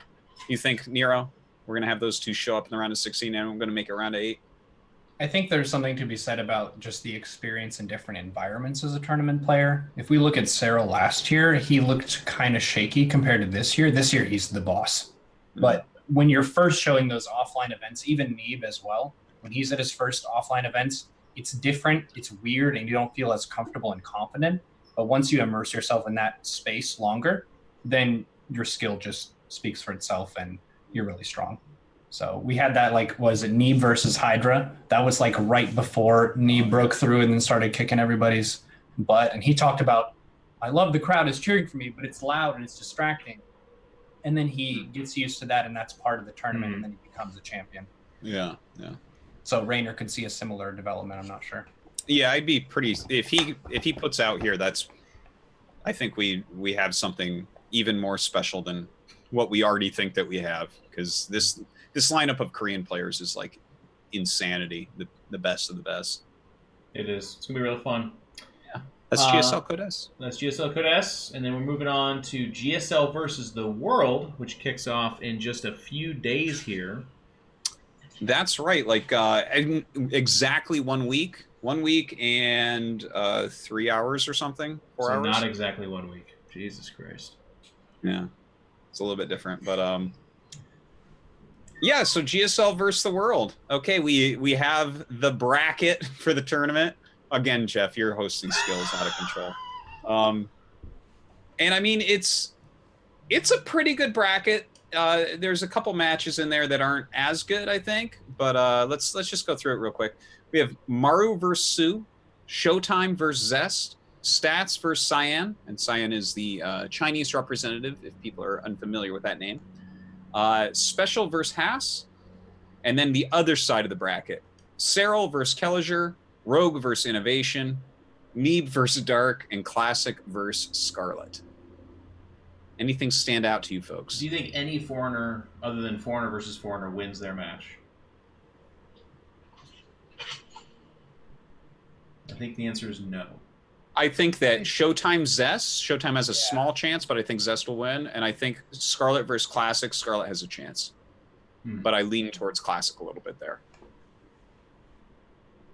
I mean, it's just a great list of players, so it's always going to be fun. But I think when it lines up like this, I'm a little bit disappointed. I would have put a rule that, everyone's really keen on on true brackets. I guess this was randomized or seeded or something. But I would have made rules. I would have just been no, fuck it. We're gonna have Korean versus non-Korean on all of them, and then I would do no mirror matchups, or if you had to racially or something like that, sure, a mirror matchup or two. But I would have crafted the bracket that way, and I think that would have been really fun. Because this happened last time, where I can't remember who Kelliser played round 1, or it was somebody, but we had a non-Korean face 2 non-Koreans, and then get to the round of 4 or 8 or whatever it was, and it was yeah, but you didn't, you beat non-Koreans to get there, and then they got smoked. It was just, I feel like that can kind of end up delegitimizing the tournament a little bit. Of course, here that's not the case. Cyril, after he summarily executes Kelliser, is then going to have probably Rogue, if not Innovation. That's a tough one. That's insane. Neeb's going to get destroyed by Dark, and then after that, it's Classic Scarlet. Even if Scarlet squeezes by, then Dark destroys Scarlet. Unless, she can do something amazing there. And then Special has beat Special at this last WCS stop, but I can't see that ever happening again. And I think it's disrespect for Haas. Best of 5 in round of 16. That's right. Dan, do you think Haas is going to be Special? Come on. There's a real possibility. What a Everyone fucking keeps stupid trash. answer. That's a tasteless answer. Is No, it's Has going to not. be? There's a real possibility. Look, okay, so Special... Thank you. I was with Special like that day, right? Because he was playing the day that we drew the bracket. And he was literally saying, give me Kelliger, Cyan, or Haas, right? And I'm like, didn't Haas beat you? He's like, it'll never happen again. Yeah. And I'll just prepare. I have time to prepare. But how do you prepare against Haas? Who can do what he does? You slather yourself in peanut butter, and you walk out into the hot soul sun. And that's all I got. That's it. What the hell? It's not going to happen again. Excellent. I was going to take it really inappropriate places, but I decided to make this a family-friendly show. I mean, I thought you were going to say that Haas has a peanut allergy. yeah, I mean, that's more thought than I was giving it, but there's going to be dogs and genitals and stuff like that, but it was going to get weird and didn't really make my point. So, no, I guess not. I don't know. I'm excited because, like I said, the players, but looking at this round of 16, Rogue Innovation's sick. I'm excited about that. But otherwise, Showtime Zest, yes, I agree. But Zest just has that annoying, like, he's just better at PvP. He just is. And a lot of the non-Koreans, at least lately, and they're not even being false modest, they just don't have confidence in the matchup. And Zest has, like, steel-clad confidence. Whenever you ask, like, oh, it's my best matchup. You're like, oh, okay, cool. I'm excited for the Cyril storyline, but I think the worst guy he could hit in round 2 is, like, a rogue, right? Yeah, yeah. Is there? I mean, I guess Maru, just because Maru's the absolute best. But other than those Maru's two, on the other side of the bracket. So if Cyril gets through, because you look at the other side of the bracket, there is no universe in which Maru doesn't make it to the finals. Yeah. You know how there's infinite universes? In This all is of another them, one. Maru makes it to the finals. Yeah. Isn't that wild? Doctor Strange is sitting there. He's like, and then he comes out. He's like, I've looked at 70 billion universes. Maru makes it to the finals in all of them. Haas has the best chance of knocking Maru out before the finals. I'm just throwing that out there. I love memes too. This Guys, I'm actually serious. This last WCS stop was the worst thing for his ego too. He's been. This guy makes one almost correct prediction in literally 8 years of StarCraft, and this is what we have to deal with. Like the amount of players you've cursed, you could stack up their corpses and get to the sun. You could literally climb to the sun. The amount of fucking pro gamers you have cursed into oblivion. Damn. But you're like, after your first prediction was completely wrong, by the way, with the laser winning the tournament, you go, is going to be in the quarterfinals, and he fucking cheeses his way there. I said semifinals, but yeah. But yeah, I don't know. I guess Rogue Innovation is the most exciting match for everyone. Pretty much. If Neeb can give Dark better competition, that'll be cool. Yeah. Classic Scarlet is fun, so I'm not like poo-pooing this tournament entirely. It's just that I feel like in future iterations it should be non-Korean versus Korean the whole way through. Otherwise, we're calling it GSL versus the world, but it's like GSL versus the world in theory. Also, though, it's some Koreans versus Koreans and some world versus world. It's actually everybody against everybody. But, yeah. What if we had like a similar sort of pro league format where the teams are on their own sides and they pick, all right, this is our first player, we want to face this person? That would kind of give a more even matchup, I think. It would be fun, but they're terrified of Korea going Maru, and then the non-Korean scene literally getting lined up and shot down in 6 or 7 games or whatever it is. I'm not even making this up, by the way. Like last year's format, which I think we all agree was even worse than this one, was because they were afraid of bringing over the WCS players and having the Koreans make them look terrible. So this is a little bit of a dog and pony show. When you look at this, you have to realize there's production behind this. You can't just have... Go ahead, Daniel. We do have a team match on the final day, just to make this clear, right? So this bracket goes to the finals on the first 3 days, and then the finals and the team match will be on the final day. Yeah. I'm not sure exactly how the finals, the team match rather, goes. I hope they change it from last year, which was like they did it based off a map, so it was like 9 out of 10 mirror matchups. Yeah, it was like all mirrors, and then Kelliger was the only person who won, if I recall correctly, right? So yeah, he beat TY or whatever by cheesing the fuck out of him. He won a map. It was best of ones, is what it was too, wasn't it? Yeah, the whole thing. So I'm not sure actually exactly what that is, but we'll have a more full preview of that next week because I'll be doing it right before going down to the studio. Very nice. So yeah. Okay. So that's GSL versus World. Next subject. I can't see it until you caught StarCraft Remastered patch 1.22. So the new patch actually came out yesterday. We talked about the patch already. It's got the new ranking system and rewards, like tab in your thing, and it's that stuff doesn't really matter as much. I guess what really matters is it's S class and then A through F class for your actual ranks. You still have an MMR, and right now it's based off of points, but will be percentages for each league. It's like 1% for S class, that type of thing. Yeah. It's we talked about this last time. I want to get to the meat and potatoes here, Dan. Yes, you played your 5 ranking games, and there's a video on Reddit of your reaction to this. How has your experience been with the new patch? You also tweeted some stuff too. There was some sort of bug because I played on stream. I played like a bunch, like 10 games or something, and then later on that night, like I hadn't really done anything else on my computer all day. I sit down, I try to queue. I have like 8 queues in a row where it queues up and then just boots me back, and I had to restart my PC to make it work, but it works. But yeah, I played my. They said that it was going to be the MMR from the previous season was going to be used to help set up this season, and so I had pretty decent. What was my MMR exactly? Maybe around 2,100 or so. And then so I played my 5 placement matches, and I 5-0. And based on what they said the numbers would be, that would have been A rank. But it put me in C, so that was kind of interesting. But then I looked, and there was like 7 people in A rank, one of which is Sulky, right? So kind of weird though, because then I found G5, and he was 100 points above me with a 5-0 as well, and I was a higher ladder rank last season. So I'm like, I don't really know what that MMR did. Do you think it's that they knew that he was a better player and just kind of gave it to him, or how does that work? Well, probably Protoss get 100 extra points. Oh, they just get it? Yeah, I would imagine. But yeah, so the new patch is out. Definitely everyone should check that out. I think laddering is going to be a lot more fun, especially because they are putting MMR decay into the S-class league. And that's cool because all the top Koreans got the top ranks before and then just sat there. And so it wasn't fun to look at the ladder before. What are you laughing about? The video, man. You're watching my video. Your stream is so honest. That's what's so fucking funny about it. You looked at it, you were like, you could immediately tell you were fully expecting B. Like there was no question in your mind you were at least going to get B, and then the C pops up, and you go, "What? What is that?" Yeah. That's why I love your channel, man. It's so good.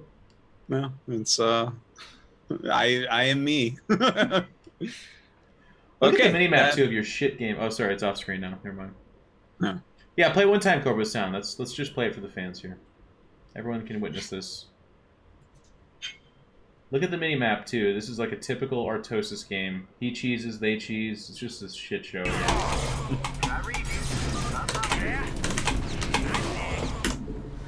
Fucking terrible player.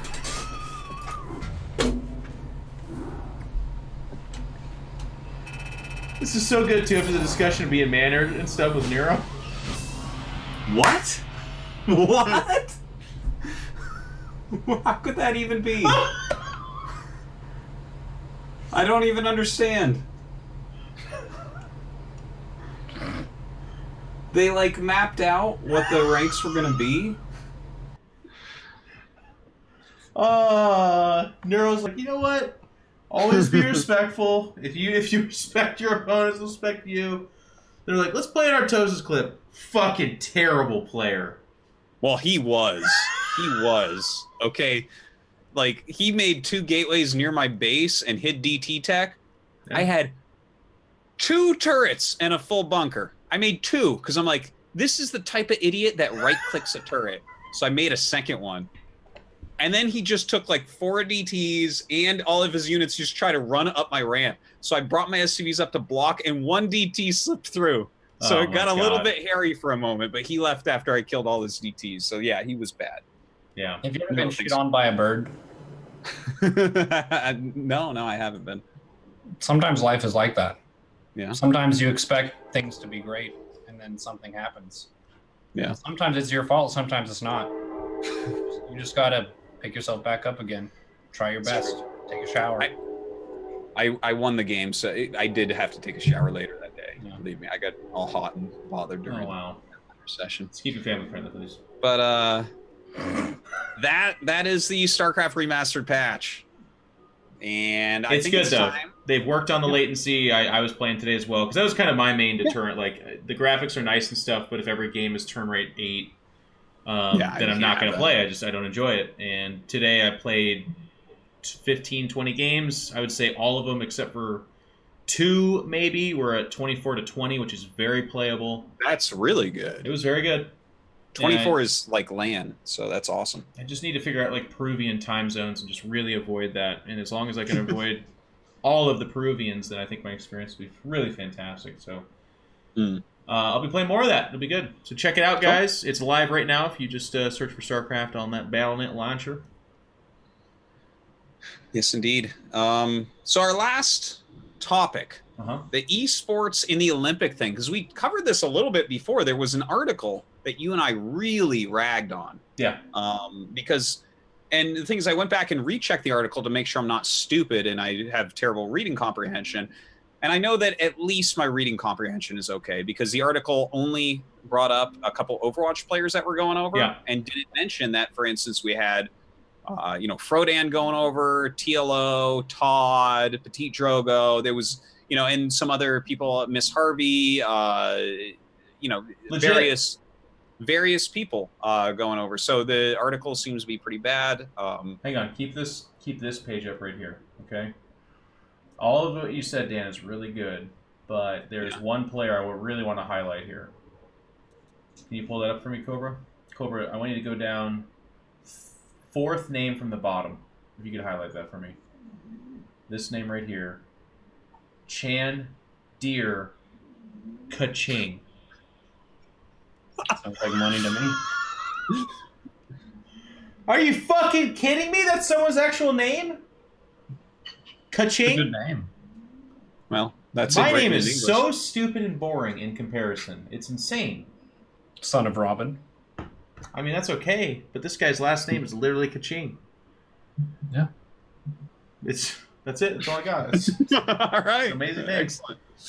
But yeah, so, because when I heard that TLO, like a few days after the pylon, like TLO tweeted that he was going, and I'm like, oh, like we just ragged on this and said, who the hell is choosing who's going to this forum and stuff? Like, why are there not some more experienced pros? But I tell you, TLO specifically is someone that I've spoken to so many times, and I think is a great representative of esports overall, and I would trust the future of it with him talking. They got Maynard there, too. But yeah, I did watch some of this. I watched some of the actual round table or whatever it's called, even though there's not a table in there. Maybe I made that up. And I got to say, actually, that the Overwatch kid, I guess his name is Jacob Lyon. He was actually really well spoken during that. I thought he had some really good stuff to say. And anyways, Neuro, I know that you watched a whole bunch of the whole goddamn thing. The whole thing. I didn't get to finish the thing quite, but what is your take on it? It was good. How many of you have played sports? I played sports. Oh yeah. Jeff has played sports. What sports did you play? I played basketball. Football, baseball, soccer, basketball, track and field, powerlifting. Sweet. Damn. So one aspect of a lot of this conversation in the panel was the link between being a performance athlete and being a performance gamer. And the overlap is basically making progress on a frontier that nets you no money until you're the best of the best, and then becoming a role model once you are at that pinnacle of competition. And how that general path is basically the same, whether you're shooting, you're competitive shooting, or you're doing BMX. They had a BMX woman who was on the panel there, and how that process of you're not going into it with, I want to work as a software engineer of a really high demand job where I'm going to have potential to earn a whole bunch of money. I'm going to integrate into companies and economies and be desirable and build the world. If you're an athlete or an esports athlete, you're pushing the boundaries of what humans can possibly do competing against each other, which is kind of its own abstract quest that resonates with everyone because everyone kind of has that desire to see the best version of themselves. And a professional athlete gets to make their living doing that, just trying to be the best version of this type of competitor. So it was really refreshing, I think, especially to hear the BMX aspect of legitimacy, of how a lot of people will say, wait, you're trying to be a professional BMX biker? Like you jump over things with your bike and that's your job. Do you have a real job? How many times have we heard that question? Do you have a real job? What do you do for a living though? And you're like, that. Yeah. That is what I do. You know, I haven't watched it yet, but I will tell you, it's like a whole video, right? It's a 10-minute It's video. like an hour-long talk. Hour? Yeah, it's almost an hour. Fill the fucking seats, by the way. If anyone ever, in the future, if you're having a panel, if you're doing an event, and you want it to be taken serious, you either fill the seats or you don't. You don't show the seats. You just do a panel, and it's like a produced video. Yeah. This room has 12 people out of 100 chairs, and it looks terrible. Mm. Which, again, not the biggest of deals. Hopefully the content is what delivers this, but it's little things like that that drive me up the wall where I'm like, I want us to be taken serious. I want this stuff to do well. But when you're like, hey, here's a mega serious Olympics / eSports and X Games type panel, let's talk about legitimacy. And then there's like 9 people. One of the guys is on his phone the entire time, literally right there in the clip. He's just on his fucking phone. Yikes! That's Drogo, man. No, it was an Asian guy. Actually, Drogo is in a lot of the shots. But Gary did a great job. Look how handsome he is. My God. Yeah, no, I think that everyone was like talking really well. I think the hostess did a great job. I think that she was like connecting a lot of questions for everyone when they were a little bit hesitant to speak and stuff. And I mean, I didn't get to see the whole thing, but I heard that there was also a match between TLO and Drogo. I guess it was commentated by Todd and Frodan. A little blast from the past there, kind of interesting, but I don't know.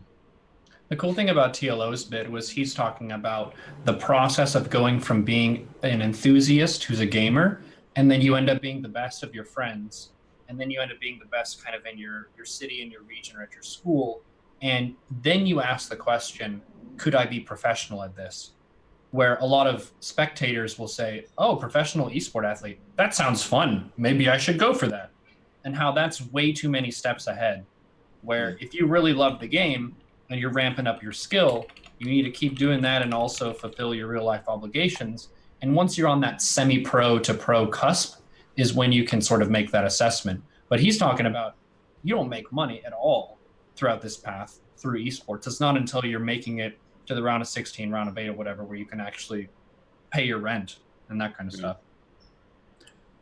Seems like that was that kind of thing was shared by all the athletes as well, right? Mm-hmm. Where a lot of their scenes are actually really underdeveloped when you look at it. Like, I mean, I don't know how much the athletes on some of these Olympic sports make for being some of the best in the world, but I think actually StarCraft players overall do better than a lot of these sports, right?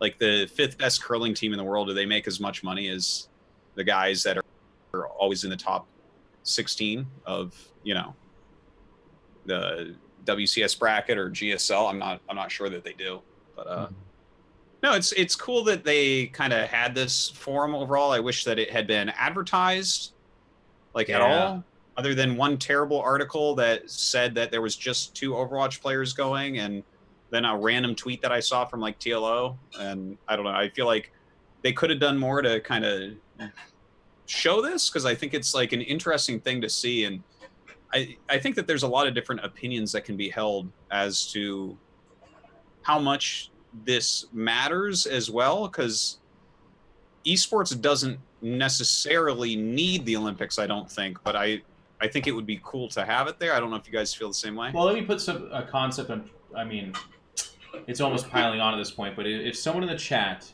if you go to the StarCraft Twitter, or what's the other one, StarCraft eSports or something like that, those 2 Twitters, is this panel tweeted about? Is it talked about at all? and I'm not saying you, Cobra. I'm going to ask the chat, because I put a lot of this on Twitter, but like I feel like this stuff is just not shown anywhere, ever. And then the worst part for me is then people complain about viewership or eyes on things too. More so in the past than lately. We've had great viewership, but like, well, it's not on the main StarCraft Twitter, but they don't put everything on there. So let me check the eSports StarCraft. I'm asking the entire chat if any of you can scour the StarCraft-controlled social media. Was this advertised at all? It doesn't look to me as if it was on. Yeah, it wasn't on the StarCraft eSports one. So I guess those two it wasn't. And then I'm gonna possibly, this is a little extra topical. This is but it's something interesting to talk about alongside this a little bit. I'm not gonna name names, and I was not in on the conversation, so I hear everything I just said and understand that I could be incorrect on this, but what was relayed to me was that the people that were sent as representatives of StarCraft were asked to go for no pay at all either. They were flown there, they were traveled, they were asked to speak on behalf of this thing, but they were told that they would not be paid for this. This is actually very common. It happens a lot, in particular, at least in my experience, in eSports, where just the idea that you're there and you're going to speak on this thing, that's payment enough. We'll take care of your flight, your hotel. Just know that that's kind of going on, and that's like, it's this double whammy of really frustrating things for me. Like sending people to this panel, speaking at this momentous thing, entrusting them with being ambassadors to this thing we care a lot about, and then talking about a subject that is cultural. It's globally cultural, right? Like gaming on the level of Olympic competition, or just being compared or talked about in the same realm as being a legitimate thing that we do, not because we're covered in Dorito dust and Mountain Dew and it's just something to pass the time, or in fact waste time, but in fact it's a form of competition that enriches lives forwards, like real actual progression, and is something that can actually be like life-changing and awesome for you. But then we ask these people to just go do it out of the goodness of their hearts and on their own dime and at their own time is another frustrating moment for me, that we're still there. Okay, I'm kind of interested in this because I can't put together how this came together. Because when I look at it, right, we have a Hearthstone caster, a StarCraft caster, 2 StarCraft 2 pros, 2 Overwatch pros. I heard that Mike Morhaime went, right? But then we also have on an executive panel, yeah. We had Miss Harvey was there. She's a Counter-Strike player, if I'm not mistaken. Yep. That's a different company altogether. Yep. And then there was a pro gamer from Hong Kong, I believe, which I'm not clear on even what game that she plays.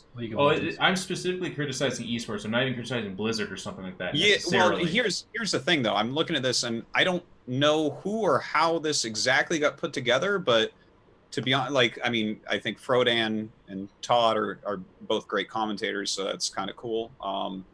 And then, like, I look at TLO, I know is super well spoken, so I'm really happy to have him there on behalf of StarCraft. And I don't know, I just, because I think that this does kind of bleed into what you were talking about, where I guess it's like kind of a good thing to have on your resume and stuff to do. It's kind of a good experience to do. But if the publisher set this up and the esport is publisher owned, is it the right way to do it? I don't know. Well, this is what my partner lovingly calls the exposure excuse, which happens all the time in esports, where there's limited finances within esports to dole out to the players, and especially the casters and commentators and stuff. And they'll say, well, we may not pay you money, but think of all the exposure you're going to get. People are going to see this. Well, people seeing this doesn't directly pay my rent, and we have to pay to survive, especially people who are doing this full time in some capacity. And if you're looking at the time that, say, TLO took to go to this room and sit with these people, he could have been streaming. And if he was streaming, he would have been getting subscribers and donations and getting follows and all this kind of other direct revenue.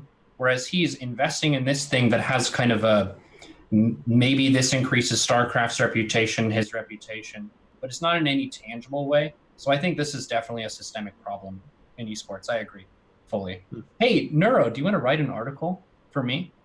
Oh, sure. Well, it wouldn't be for anything, but it might be great. Oh, Yeah. Okay. That takes hours. The frustrating thing too is it's actually it's a pick or choose situation as well. There's like a certain class of entertainers in gaming, be it streamer or competitive gaming, where you would never think to ask them to go speak or travel to a place without paying them, because you inherently associate them with a certain level of respect where you're like, no, in order to get that level of person, we will pay them or at least offer something. And then we'll even apologize and be like, I know that you usually charge more than this, but this is all we can get for you, but we do that.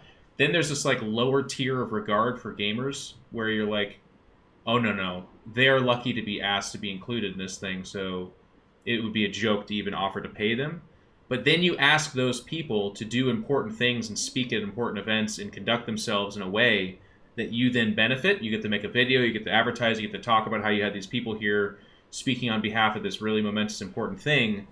But you don't pay them, you don't even offer to, and if they ask about it, you tell them, no, you're not getting paid for that. Anyways, I think there's going to be a lot of people that don't associate a lot with this, but just know that as we continue our show, we're going to keep our eye on this kind of stuff, because that is something that has to change. In order for, like, gaming to get to that next level and be on the pedestal that is the Olympics and competitive sporting, you have to treat these people like professionals. You have to. You have to conduct these events in a way where you put them in good light, you advertise the event, you smother it everywhere, and then you pay them a nominal fee if it's a small thing, but you pay them something. Because, I mean, to break this down for people, when you travel somewhere, by the way, you're still buying your own food, you're still taking a cab, you're still, whatever, I want to treat this person. Things. I'm not trying to make it sound like it's the worst thing in the world. It's not. But money comes out of your pocket. These guys, when they get home, they have less money than they went there with. That's just the way it works.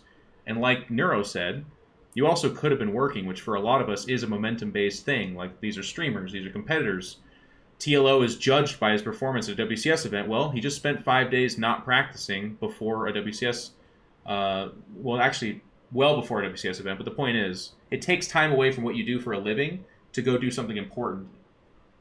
I don't know. I just keep your eye on this, because like I said, this is going to be something that I think we have to be ambassadors leading the way in this not continuing to be okay. Because in the broader sense, we're still in the wild west of esports developing. Like, industry standards are not up to par with more established disciplines where you have business practices of the people in the scene behave as professionals, and then the industry treats them as professionals and compensates them as professionals. All right. Someone said this a few times in the chat. Sorry to cut you off. Emeritos is saying Olympians aren't paid to do their competition. Please, that is not even close to what we're talking about. If you have an Olympian come to your event and speak at it, they are paid. If you're talking about competing in an Olympic event, which is not what happened here, it's not what we're talking about. No, you're right. They don't fight for a prize purse. This idea that you could fly esports players around and speak at things, and if it's an Olympic thing, nobody gets paid, is so laughably naive that I need to ask you to please reattend middle school or high school, whatever it is you dropped out of, and get that education, because this idea that, like, nobody's paid at anything that has the Olympic rings over the top of it. I think we should try to get TLO on one of these episodes coming up to take sense. I would like to actually hear exactly how it all went down, because I mean, I guess I didn't really think of this too much, of this concept, but I mean, to see how it all went down and stuff, I'd be interested in that, because I don't know. Good point. To make it clear, whoever I was talking to, I'm never going to out them. We're not going to be like, well, let's invite that person on and be like, did you get paid or not? We're not going to do that. But I agree with Dan. We should get on Todd or TLO or somebody and give their take on the event and talk about it. I was asked, Cobra actually had the idea of asking TLO on, but it was yesterday. And right now it is like 4:30 a.m. for our European bros, so it's like a really hard time. We'll try. It's hard for them. But Wait, what do you guys actually think about this trying to get StarCraft in the Olympics thing? Neuro? Well, I think it breaks us into a really important concept, which is that competition can be more mental than physical. In the panel, TLO was kind of comparing physical sports to esports. He put StarCraft at 80-20, mental to physical, where we still have a very important physical element of your speed of hand, your dexterity, your hotkeys, your mouse control, that kind of stuff. But compared to someone who's doing judo, for example, that's way more physical than StarCraft. And then you have stuff like playstyle and that kind of thing.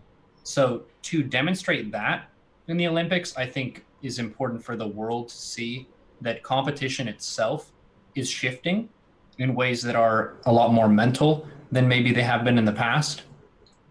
I think it's an important step that will legitimize esports. I think that's one of the most important things about it being in the Olympics is for people to take the competition seriously, because that would benefit all of us. By virtue of people who watch the Olympics, they say, oh, these sports are great. Being a power lifter, that's legitimate. Shot put, awesome. Throw the discus. But gamers, psh, that's stupid. I was treated this way by one of the people I dated, where it's like, if you want to be a professional athlete, that's very respectable and legitimate. But if you want to be a full-time streamer and video game player, you're wasting time or something. Yeah. So for it to be included with those other sports adds that legitimacy that I think we would benefit from. What about you, Dan? Yeah, I tend to agree with that. And like, I just because you kind of mentioned something kind of like this where TLO said that 2080 and the other guy was talking about 80-20, and it seems like the two are going in the opposite directions. I found that to be kind of an interesting thing where like the sports are thinking more about mental aspects now and esports are thinking more about physical aspects now. But yeah, overall, like it is neat. Like I really liked I Am Pyeongchang. It felt kind of cool and different, even though it wasn't real Olympics. It was, the lead up or whatever we were calling it. And it, like, for instance, when Heroes of the Dorm was on ESPN, I got to do the first two of those. And that was like a really cool moment as someone that's been in esports a long time. It's like the first time my mom watched any of my cast or whatever, because it's on TV. I can just be like, yeah, turn on the whatever ESPN channel that's on. So it definitely adds some legitimacy to people that aren't in here, that aren't already on team esports. It kind of it does that a lot. Like the fact that StarCraft was on TV in Korea for so many years, like StarCraft's been pretty legitimate out here compared to home, where people are like, oh yeah, no, that's cool. Let me give a fair crack to the fellow that I called out, and then I got an opinion on that too. So Emery says, it's ironic to hear that, and especially to hear you try to condescend in that manner, considering your entire position sounds like it stems from a misunderstanding of basic economics. If TLO was in high enough demand that he could command payment on top of getting his trip comped, he would be paid. Bummed to hear you talk to literally the show's biggest financial supporter that way. This is frustrating, because I need you to give us the benefit of the doubt. I don't have enough time to flush out every thought. But my point is exactly this idea that you think TLO would get paid if he could command that, and the problematic methodology of thinking therein lies. Like, I'm of the thought that TLO is worth paying to go speak at an event, and I looked at a polished motherfucker representing our game and doing a fantastic job, and I'm thinking he's worth being paid.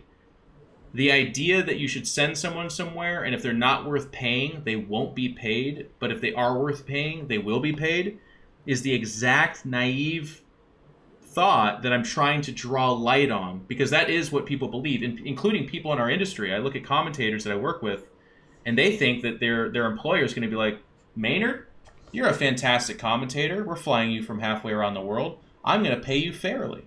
They don't. They don't think that, and they don't do that. They say, Maynard, here's the number I think you'll say okay to when you're actually worth this number that's quite a bit higher.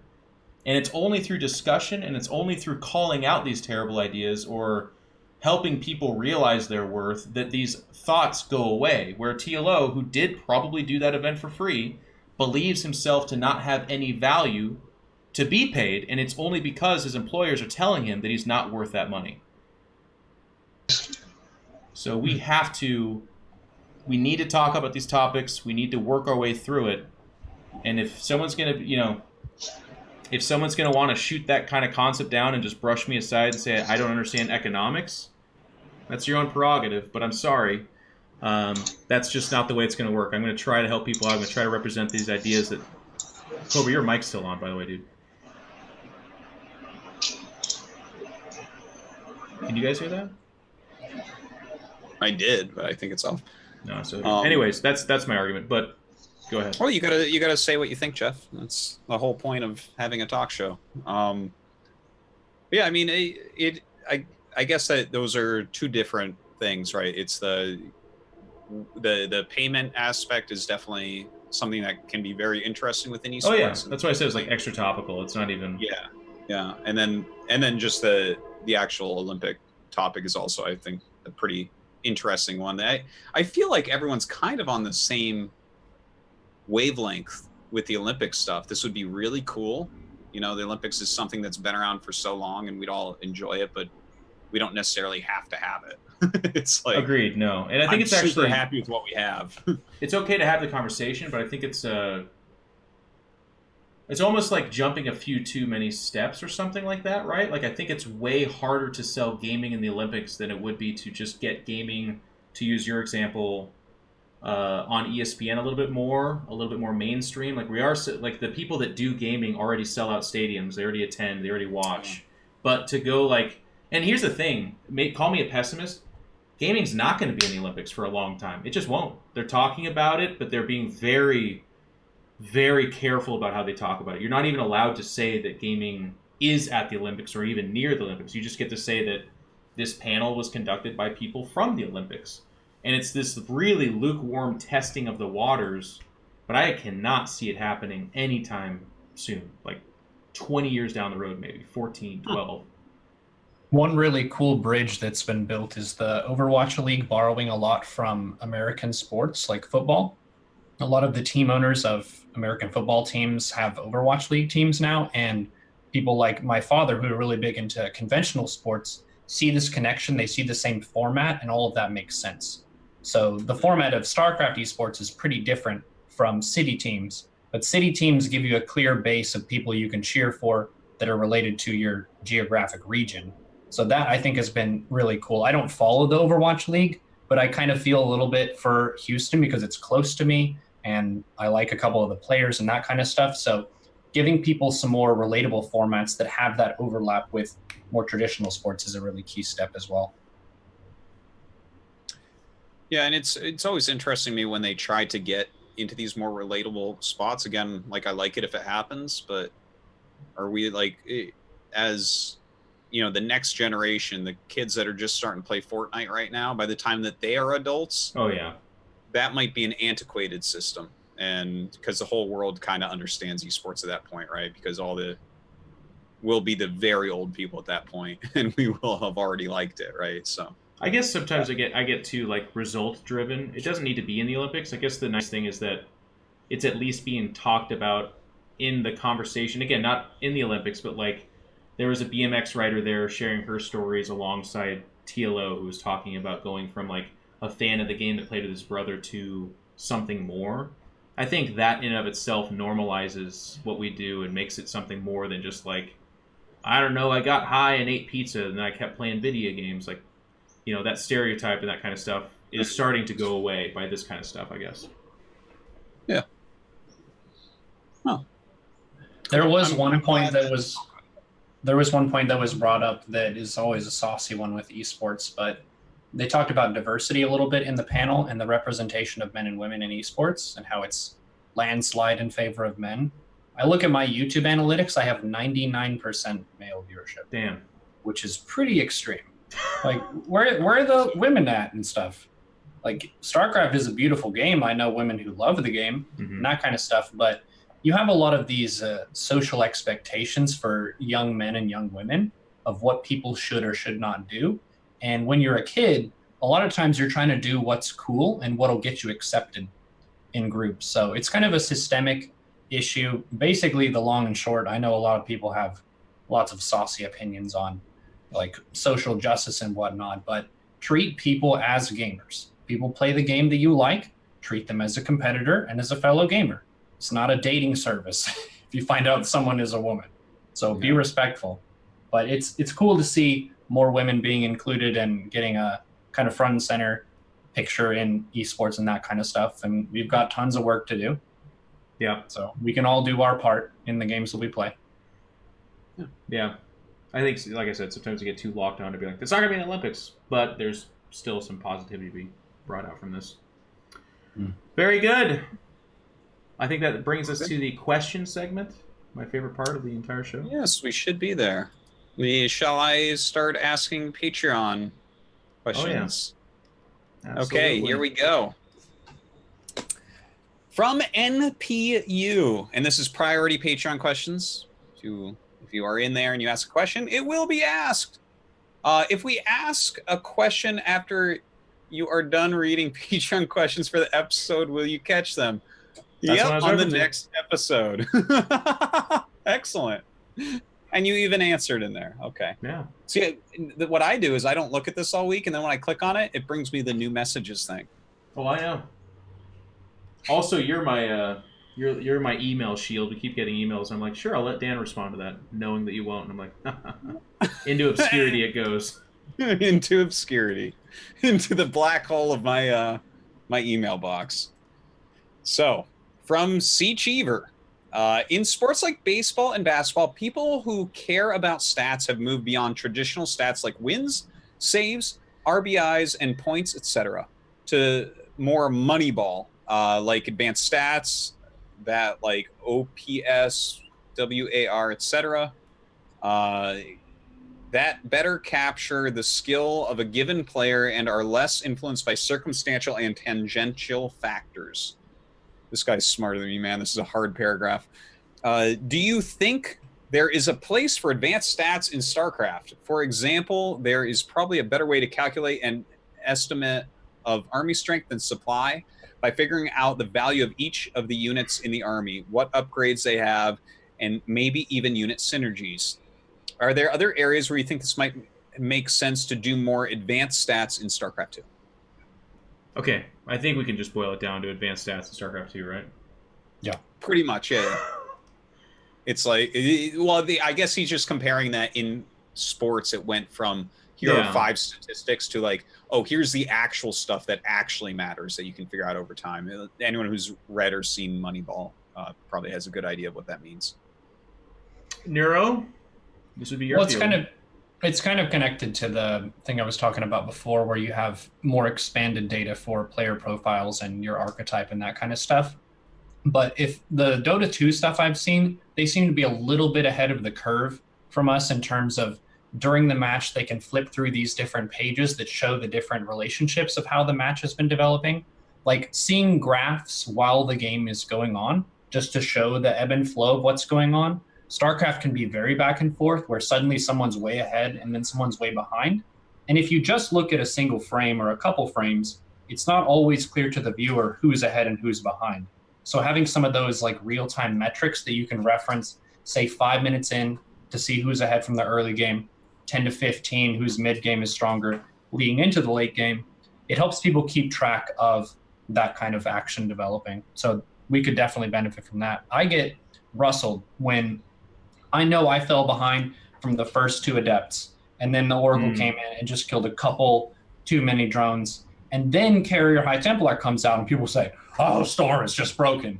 No, dude, I was behind. I fell behind in the first few minutes of the game, and it just got worse and worse for me. So of course I'm going to get crushed to whatever the late game is, but it could have been something else, not Storm. That's totally missing the point. So having those metrics that allow people to see the relative shifts and who's stronger in the match would help quite a bit.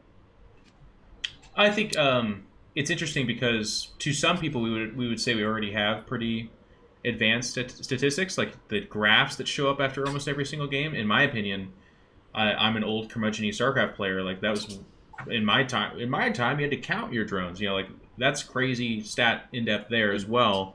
Obviously, going towards the Moneyball comparison gets a little bit harder to do, but I would say I wish there was cool content coming out of Korea about the old Korean pro gaming houses, because that's getting pretty close to Moneyball. Dan would tell stories about how they would kind of go through PC bongs, find like a 10 or 12-year-old and be like, oh, your hands are really fast. You're playing really well. I can make you into a StarCraft player.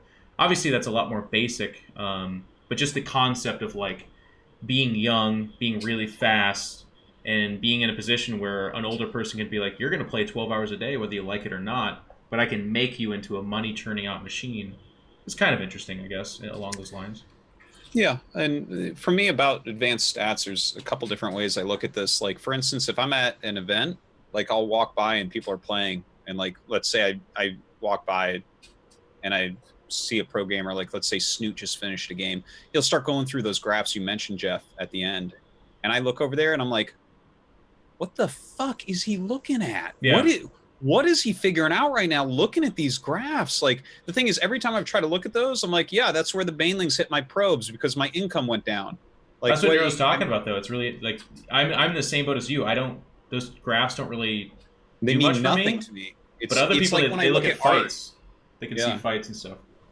I guess so, but I don't know. It's weird because I kind of get my information a lot of the time in the game because I am from StarCraft 1 where we didn't have anything like that. But for advanced stats, I think that there are some really good ones. And I've kind of in the last couple of years been working on how I practice because I don't get to practice much. So it's kind of an interesting pet project of mine. But like there's things like this is one that has been talked about in some articles a few years ago. First time to action, like when you switch your screen and then measure how long it takes for you to do an action on the new screen you're at. The difference in between those two times is the best indicator or predictor of skill in Holy StarCraft. Shit. Yeah, that's You're actually blowing my mind. Yeah. So like for instance, if you suddenly hit a positional hotkey, how quickly you do something on that new screen is the best predictor of skill. So it's like you're seeing a new set of information, you're instantly doing something. Okay, wow. You switch your screen again. Measuring how quickly you switch your screens. Another thing I've been doing is measuring my eyes, like how this is one I tell a lot. I bought an eye tracker because I was losing to Widowmine drops too much. And I just started timing out and looking at my games. I would just record my games, me playing, right? On OBS or whatever with the eye tracker showing where my eyes went. And then I'm like, oh, I only look at the mini map once every 30 seconds in this matchup. That's messed up. So I just, using stats like that, like, okay, how often are you looking here? How often are you doing this? Like, I think that stats like that in the future will be way bigger, but we keep using this phrase Wild West, and it's very true. Like everything is so underdeveloped from where it could be in esports eventually. And will be, by the way, whether we like it or not. It is going to head in that direction. I think it's interesting. I think so. I'll grab the next one. Okay. A lot of this in parentheses. I guess you will talk about esports in Olympia. So this might be something you already talked about, in which case I will generously allow you to skip my priority Patreon question. So I'll read it and see if we have talked about it. As far as I've read, Kespa played a huge role in the development of the esports scene in Korea. Do you think it's a necessary step for every country to provide that kind of structure to its esports scene, or is it better to leave that to the developers like Blizzard, Riot, Valve, etc.? Wait. Say what's the question again? They're asking, does an esport infrastructure need teams to help develop it to a big level, basically? Or can it be done with the developers, like Blizzard, Riot, and Valve? Oh, okay. So like, well, do they mean the business or the play? Yes. Like, yes. So I mean, he asked it from the angle of country, but I think the way we salvage this question is like, imagine. I guess I'll take a stab at this and see if this helps you out, Dan. Okay. I think previous to the last few years, the answer would be teams are always the best way to develop an esports scene. We look at the Brood War model where the developer was completely absent, and it was just purely company-sponsored teams that formed a pro league and a star league, and that's what kind of made it happen. But now Valve supports Dota in ways that are incredible and making headway. Riot has their own completely insulated league that has been setting records and is one of the most consummate, continuously professional things. Blizzard has now launched the Overwatch League, which is trying to once again escalate the expectations of a league. So it's all of a sudden become the developers, and it's not teams, right? They even reined in the teams. But are teams really important? If your question is in a vacuum, either developers or teams, I think that's a really complicated way to go about it. But right now we have developers hosting leagues that teams can then exist within. And Riot owns their league and Blizzard owns their league. So that becomes a little bit harder. It's an interesting question, but it is convoluted, I guess. I'm not sure. I guess I always look at it as teams are important for the development of skill within the game because they take pressures off of a pro gamer so that a pro gamer can actually devote their full time. I don't really view them as too much beyond that, like on the business aspect of making esports work, because truthfully, everyone could be part-time playing StarCraft, and that would still be esports, right? As long as, well, I guess in this case, developers make that. And I think that there are some exceptions to the rule. Actually, and like I think someone who actually, I guess this is kind of a side tangent, but I may as well say it. Like someone I always looked up to is helped to kind of invent the way esports is right now would be Alex Garfield, actually, of course, head of Old Evil Geniuses. I think that business-wise, he pushed the game forward a whole bunch and also was doing the team side, right? So I don't know if that's really that connected, but yeah, I think I like that it's dynamic, I guess is what we would say, right? Like there's no simple. Yeah. You can only have teams or you can only have developer funded leagues. I think they both serve really important functions. I would say it depends on the resources that whatever that is provides to the players. Whether it's the team providing resources or the industry, they need something tangible to give the players, as opposed to just a jersey. A kind of cool thing that happened, and not to toot their own too much, but I think it's only fair if I'm going to be critical as well. I think the WCS system has turned out to be fantastic, right? And that is a developer-ran league throughout the year, but it was controversial. It was problematic at the beginning, but this last couple of years, they really invested in wanting to give the players something to in the year coming be like, okay, if I train really hard and I do well, here's where I can make money. Here's the progression of how it shows, etc. And we've seen some real talent show up, and we've seen some players turn out. It's a great question. Thank you. Your name's really hard to say. I think it's Itmarie or Itmri. Thank you. Zach's World asked, before In Control, Artosis, and Neuro, what were some old usernames that you guys used for StarCraft and other games? Were you weren't Neuro in World of Warcraft, I guess? No, I was Phelps, as in Michael Phelps, the swimmer. Oh. I was playing that a whole bunch right around the Olympics where he was first taking all the golds and stuff like that. And I really respected his work ethic. And one thing that kind of ties into the panel a little bit is that professional athletes end up being role models as well. So you kind of hold them to a higher moral and ethical standard than just your average working person. So he ended up getting in trouble for like hitting a bong or something at some point, which is just like, for most people, you would never hassle them about it. But if you're at the top level of competition, they expect you to be a paragon of virtue as well. So that kind of comes along with it. And then the other character name I had was Wundt, W-U-N-D-T. He was the first experimental psychologist from Germany. Oh, that's cool. Oh, yeah. Dan? I mean, my very first ID, because I was playing Diablo, I get teased about it a lot, was Archmage Danny. Because I was a kid still. I was expecting something worse. My nickname growing up was not Dan, it was Danny. So that was like my first ID, and then I figured I was playing Diablo 1, and then I went into StarCraft, and I saw the same Battle.net ID with my school friend added or whatever, so I used that. We actually even had a little Archmage clan for a little bit. But I guess that was my first ID, and I literally went from that to Artosis because I started getting serious about StarCraft. I knew I needed an ID no one had because I would be famous. Because I was such a good player. Or at least that was my... At least a confident one. I was unbelievably confident. I was like, oh, I'll be the... Everyone will be talking about me. I need to have my own ID. I don't want to be Death Knight 47 like everyone else. So it's too close to home. I've had Smurfs since then, but Artosis has been my ID for like... Death Knight 46 is just shaking his head. Yeah. How do you know? Fuck. Kind of funny, similar story to Dan, because we were both young when we started StarCraft. My first couple of names were incredibly unoriginal. One of mine was Overmind 99, because I played Zerg, and there's the Overmind. And then another one was Dark Swarm, which is a spell that the Zerg have. Wow. That was it. And then I moved from that to... Then I moved from that to In Control. But another name that I actually had well before, which is kind of funny, because you guys can hear him snoring in the background, Well, that's my dog, Barristan the Bold. But when I played in the Pan American Championships in 2007, around that time, I jokingly I was reading A Song of Ice and Fire.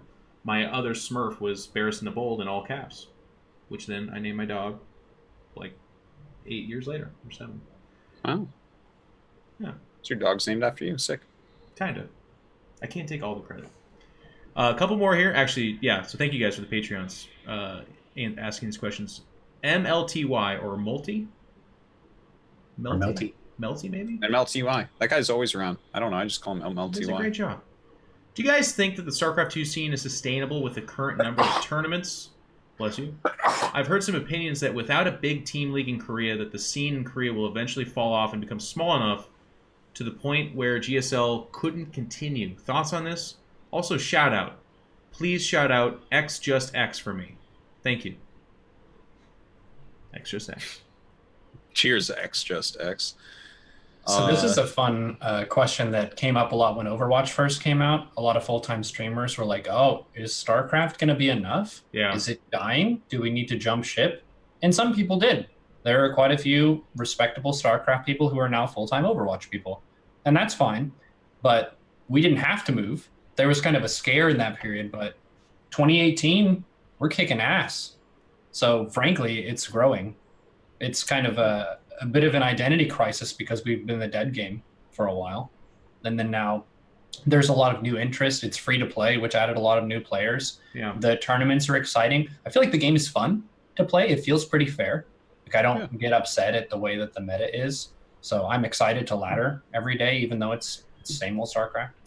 And I think specifically to your, the Korean part of this question too, I mean, we just went through the GSL and we talked about like the round of 16, and there is, I think your first sign that Korea is truly, and it is smaller in Korea, by the way. It's not as big as Brood War and stuff like that. That's fair. But the first sign that like the GSL is going to go away or something is when your round of 16 includes like 5 or 6 players that you don't know who they are, or they're not very good. They had bad groups. But right now it is 16, and at least like 14 of them are the 14 best players on Earth. Like, it's never been more stacked. In fact, the further back you go in the GSL, which is ironic because I think that was the more healthy StarCraft scene in the sense of viewership, and it was one of the only games out there, you actually had a lot worse players in the round of 16 and the round of 32 certainly, and less so in the round of 8, but it still happened there as well. But now it's just like the last couple seasons of GSL has been like the lions, the sharks, and the bears of the game. Like, it's just the monsters. Yeah. And I mean, I guess that people don't see as much rotation upwards and replacement of pros. So maybe that could look a little bit scary, but I think people are used to a time where everyone was truly terrible. You know, back in Wings of Liberty and stuff, everyone was just so bad. And the few players that were actually good stayed around, and then everyone else kept rotating as we found players that actually figured out how to play the game correctly. I mean, as far as numbers, I think our viewership numbers are doing very well, and across the board, better than in a long, long time. It feels like StarCraft, as Neuro said, is just in a great place right now. So I don't think we need a team league in Korea for StarCraft 2, and I don't think it would work because everyone's kind of scattered on teams or not on teams. And unless you have a Kespa type situation where there's a bunch of companies that have the best players mostly, you know, divvied up amongst the teams, and that would even, you know, if we made a team league right now, Splice just wins no matter what.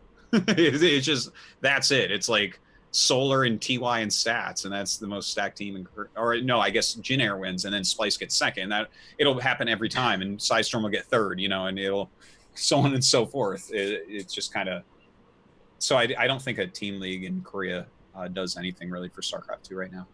Okay. In fact, I think it would not even really look that good because of the weird way teams are right now.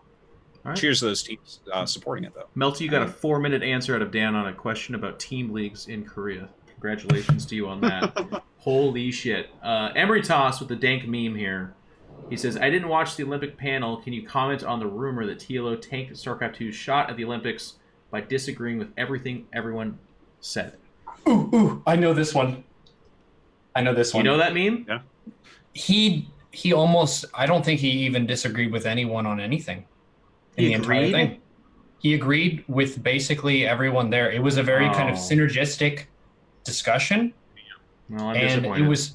it was mostly people approaching stuff from different angles, and he provided a lot of expertise as a pro player about practice regimen and physical health and injury prevention and stuff like that.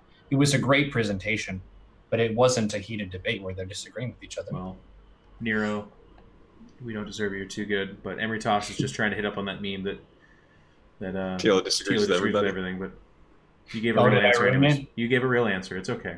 Oh man.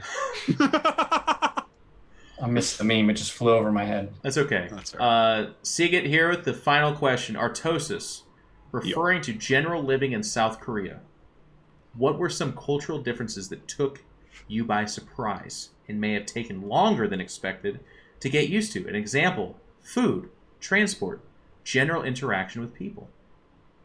Okay.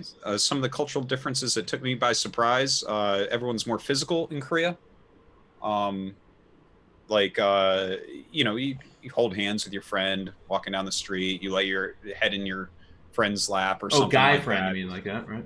Oh yeah, no, anybody. It's just like a more physical culture in a lot of ways. Like everyone kind of lays together like they're, the closest family you've ever seen. They're very open about talking. Like for instance, when I got there, one of the coaches came right up and met me. He's like, "Oh, hi," and like we talked for like 3 seconds, and then he grabbed my stomach. He goes, "Oh, you fat," and I'm like, okay, I feel violated right now, but it's just that's a normal way. Everyone's kind of forthright with that type of thing. And it's funny because the people will act like that with you that you know and are close with, but then there's like some of the general interactions, like for instance, people don't really talk in elevators very much. It happens occasionally, especially because I'm a non-Korean, I think. But overall, it's like, if you're in an elevator with someone in America or something, it's very likely you have, a short conversation, whatever the hell is going on. You don't do that in Korea. Yeah, not anywhere near as much. I mean, I get to know people because I live in the same areas for a long time. So it happens, I guess, a little bit more to me. But there's a lot of very, very different things going on here culturally that took a while. But those two jump to mind. And then he asked me, I used to play Warhammer 40k when I was younger, but haven't played in many years. What is the current state of Imperial Guard? They're very good, my friend. They're very good. They're allied with knights and whatnot. You'll win some games if you want to play. And then we'll go to the questions from our regular old plebeians. So special shout out to all the Patreons. Thank you guys for your support of the show and as always for asking those questions. Dan, there's one in here that is so good. I actually thought it was a Patreon question because it was so good, but it's not. Oh, yeah? Okay, I'm ready. Let me find this real quick. I saw it last night. I had to share it with my wife because it was so funny. Yes, Fruit Seller. Okay. He asked, and Neuro, please share some light on this as well. What are you supposed to do if you see an endangered animal eating an endangered plant? Well, my first instinct would be to throw my hands up in the air and run about kind of in a circle and shout and just kind of vocalize, try to indicate to other people that this is happening. And then we could form a committee and then take a vote and decide what to do. Oh my gosh. Dan, what do you do, man? Question.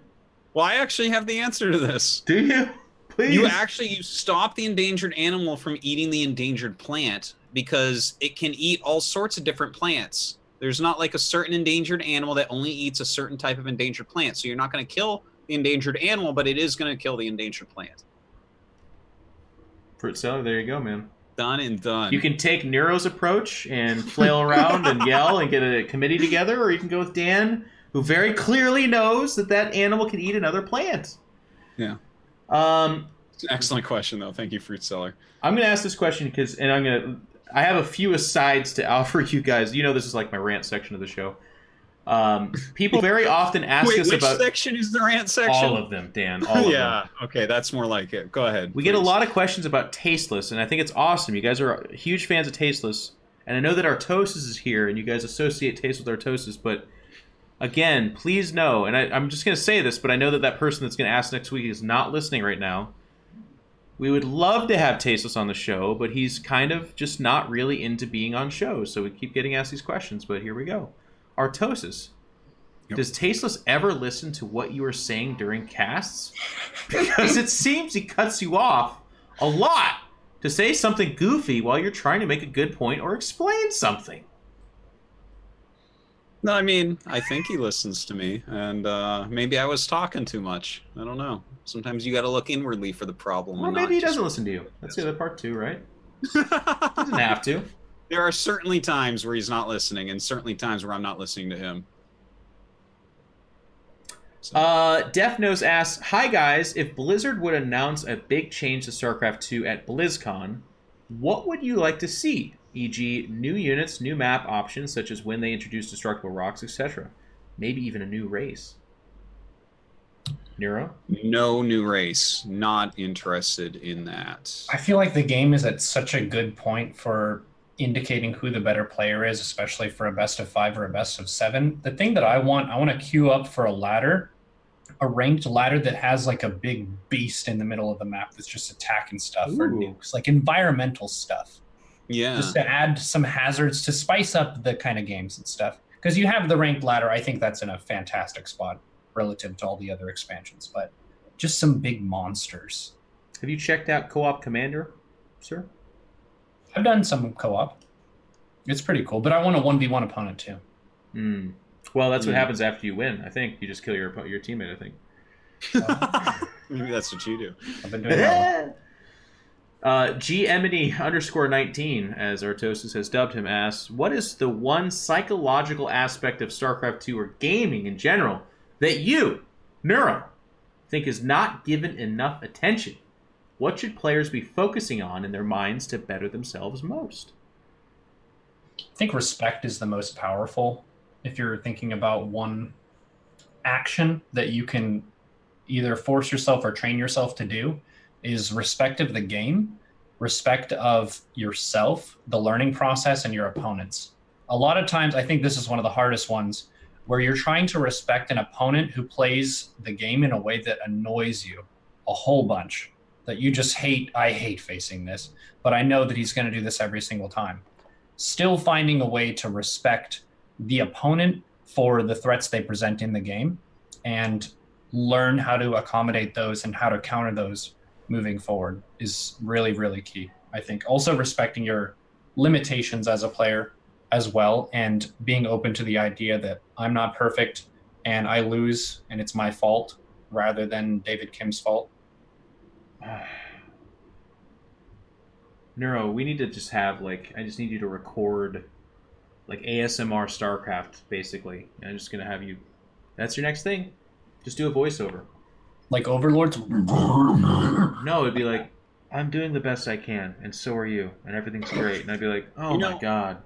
Yes. The Tastosis voice pack has the GG at the end, but I would like a Neuro thing at the end, where when you lose, he goes, "It's your fault."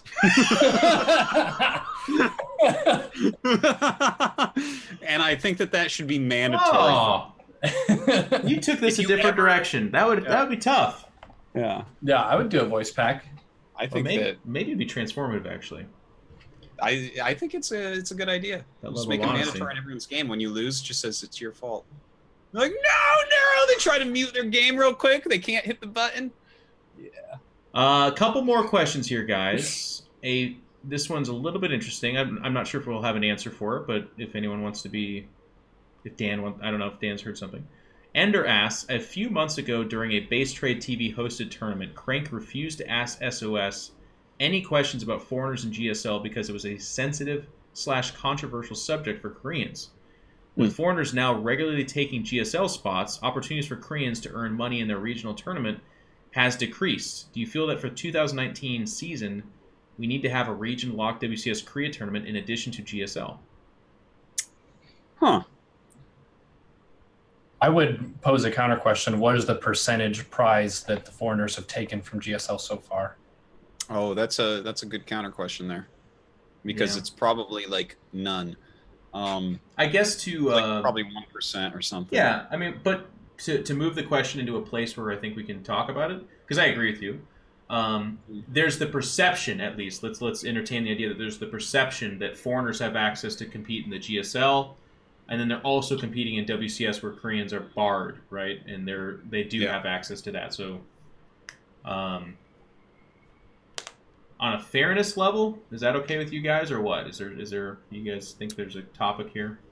I think it's a complicated thing, obviously. The WCS circuit has really worked and gotten foreigners to a much better level. And I think it's so much... When it was like the beginning of WCS, when all the top GSL players were like, oh, it's time to cash out, and they moved to North America and Europe, that was the worst period of StarCraft 2. That was awful to just watch MVP and MC and all these guys move to these weaker areas and deteriorate as players until they quit and just win money during that. They slide down the slope. That was awful. That was awful. I'm so glad that they fixed that. And now the foreigners are really good and can give these competitive games.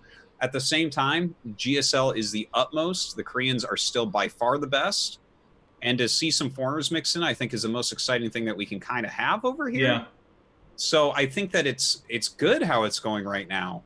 But as far as fairness versus is this entertaining and the best for the game, I think that those are two different things, I guess. So I don't have a strong opinion on this right now. I have to think about it more because I don't really ever think about this. It's a great question. That's kind of where my head's at. I like the points you made. I definitely agree with it. It's funny because I think for me, what has always been the most interesting StarCraft, and I feel like the viewership numbers reflect this, is when Koreans are battling non-Koreans in a competitive atmosphere. So on the one hand, I'm like, let's remove region lock and let's bring them over because the non-Koreans are good enough. But to your point, what has happened in the past was not good for the Koreans and it was not good for the non-Koreans. So I'm not sure that would happen again. And then to me, the quick remedy is have more tournaments perhaps outside of WCS, like an IEM Katowice, where you have non-Koreans taking on Koreans, because that's just so amazing and awesome. The problem I have with that is I can't get into the fantasy make-believe world where it would be fun to talk about that, because the reality is IEM's not going to put on another event, probably. DreamHack doesn't do separate events. And then asking Blizzard to... Because Blizzard already pays and spends so much having the WCS, having StarCraft at IEM and some of these events, to ask them to be like, hey, can you do another tournament too, please? Is it possible? Yeah, but it's like a hard ask, right? I don't feel like it's reasonable, is I guess what I'm saying. So it's a tough question for me, because I'm like, yeah, if we could do another tournament with Koreans versus non-Koreans and that was more fair for Koreans, that'd be awesome. But I don't think we can. Anyways, great question. Yeah. Let's end on this one, because this is a pretty easy one. Gugani asks, predictions for who makes it into BlizzCon finals this year, specifically for the 5, 6, 7, 8 spots that are being fought over in WCS and GSL. And then they say, not sure if this is already discussed, but no, we have not made predictions about who's going to make it to BlizzCon. Cool. I made my ridiculously bold prediction that Lenok will somehow squeeze in. I think he needs to get top 4 in GSL and do well in Super Tournament. Something like that. It's like something crazy that he has to do. But what are you saying for this GSL does Lenok do? Without looking at, we don't know the group yet, but what does he do? You saying top 4? He needs a top 4 here. He's not going to go to BlizzCon, I'm pretty sure. And you think he will? I think he absolutely can. Kid looks sick right now. Yeah, you wiggle your head and scrunch your nose in control. You just wait when he's top 4. No, I'm trying to get a real prediction out of you. You said, do you think he can? I'm like, that's, again... Yeah, he soft world of Artosis, where he just makes... It's not soft. It's not soft. Say he will then. Is he? I don't know what his group is yet. I'll let you know as soon as we get that group. I'll do the preview. But, I mean...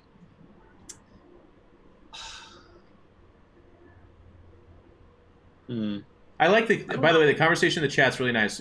I think at some point, guys, we could talk about WCS. I think that'd be a fun topic in... what is it? Post-mortem? That's not fair. In retrospect, talking about its benefits to the non-Koreans and fairness to Koreans. I think it's a controversial, interesting subject. But anyways, noted. Neuro, is there anyone that's on the fringe of going to BlizzCon that you'd like to see there or think will get there? Well, for the finals question, my Mine says, I guess my prefrontal cortex says Rogue, Maru, and SOS, but my heart says Cyril. I want to see him go even further. That'd be amazing. I really like, if I can talk about his intensity versus Jaedong, when both of them play and you see them play, they have a physical bearing about them that indicates a readiness to punch someone in the face. Like if it came to terms and it's like, all right, we're not going to actually play on Darkness Sanctuary, you're just going to fight each other physically right now, I think he would do pretty well for his weight. Him and Jaedong, they both had that kind of fire to him, which I think is super awesome to see in a sports athlete. That's a really interesting thing that you bring up, because I remember that it came out that Jaedong was basically muttering to himself while he played, obviously in the Korean translation, I'm going to fucking kill him. Like while he's playing the game in a professional match. I heard a different line that's actually, yeah. What did you hear? Okay, so this is purely editorial. Yeah. Okay, you know what? Let me just very strictly say, I don't even have a source for this, so don't, please. I heard he was saying, I'm going to rape you, is what he was saying over and over again. Oh. In his mind. Well, I think it's in a similar vein. It's something, apparently, I mean, I don't have very aggressive, very violent, something very aggressive he's muttering to himself that he's full on. So that's kind of interesting that you notice this about both those players. I'd be interested if Cyril has any mindset thing that he does to himself before he plays. Well, there's definitely the similarity between being a hunter and being a StarCraft player, where you're hunting for weaknesses in the opponent's play, and you're trying to exploit those weaknesses and create advantages for yourself, and how having that mental intensity helps you to take a lot of those initiatives without thinking twice about it. I know in my play, when I'm playing better, if an opening comes up, I take it immediately, and I don't think about, this is the opening, and now I'm going to do this to take it, or should I not? It just flows naturally. So having that like physical focus, I think, helps a lot to not second guess yourself so much. I think, I don't know, I asked Cyril to be on the show. We talked about this last week, but it's a terrible time. So maybe down the road we'll get him in here. But he actually, one thing that kind of struck me, when he lost one map to Haz, no, it wasn't even Haz. It was actually, maybe it was a series before that, but he looked really annoyed. He looked mad. Not even during the game, but after. When he beat Haas, he looked angry. He's like shaking his head. He just looked frustrated. This is an otherwise pretty unemotive guy. I do agree with what Neuro said, that he looks really intense when he plays, but otherwise, you don't get much out of him. So I would love to pick his brain about, like, because that's some interesting comparisons as well, right? Like, people get annoyed, but the way they show it is more of a, like, disappointment or exasperation. Like, they're kind of like, and they're like, man. But he was, like, mad, which is, it's interesting. We've only had a few people think that way on that level. I think that because I remember Idra doing that as well, where even if he wins, he gets angry, where it's like, you shouldn't even be playing against me, gets angry. You know what I mean? Right. Because there's like a certain way to play it, or a way to win that in his mind is the only way to do it. Well, both of them were by far the best non-Korean player at a certain time. So maybe there's something there where it's like, there's just this utter level of confidence and disgust at their enemies or something. I don't know. Well, hey, these were great questions. Thank you for the Patreon people that asked those questions. Thank you for the people that asked the questions to the Discord. If you're wondering where these came from, I give the spiel every week, but we have a Discord. It's... Oh, man, I actually am so terrible, because I'm like, hit, and then I don't know my own command for where the Discord is, but it's like, one of my mods will do it because they're smarter than I am. Q&A. Pylon Q&A, ! Will give you a link to that. And then from there, you can hang out, you can talk, you can ask questions, you can sync up with people, and you can ask those questions, and perhaps we'll answer them. They've been really good, by the way. We've had some awesome conversations based off those questions, so thank you guys.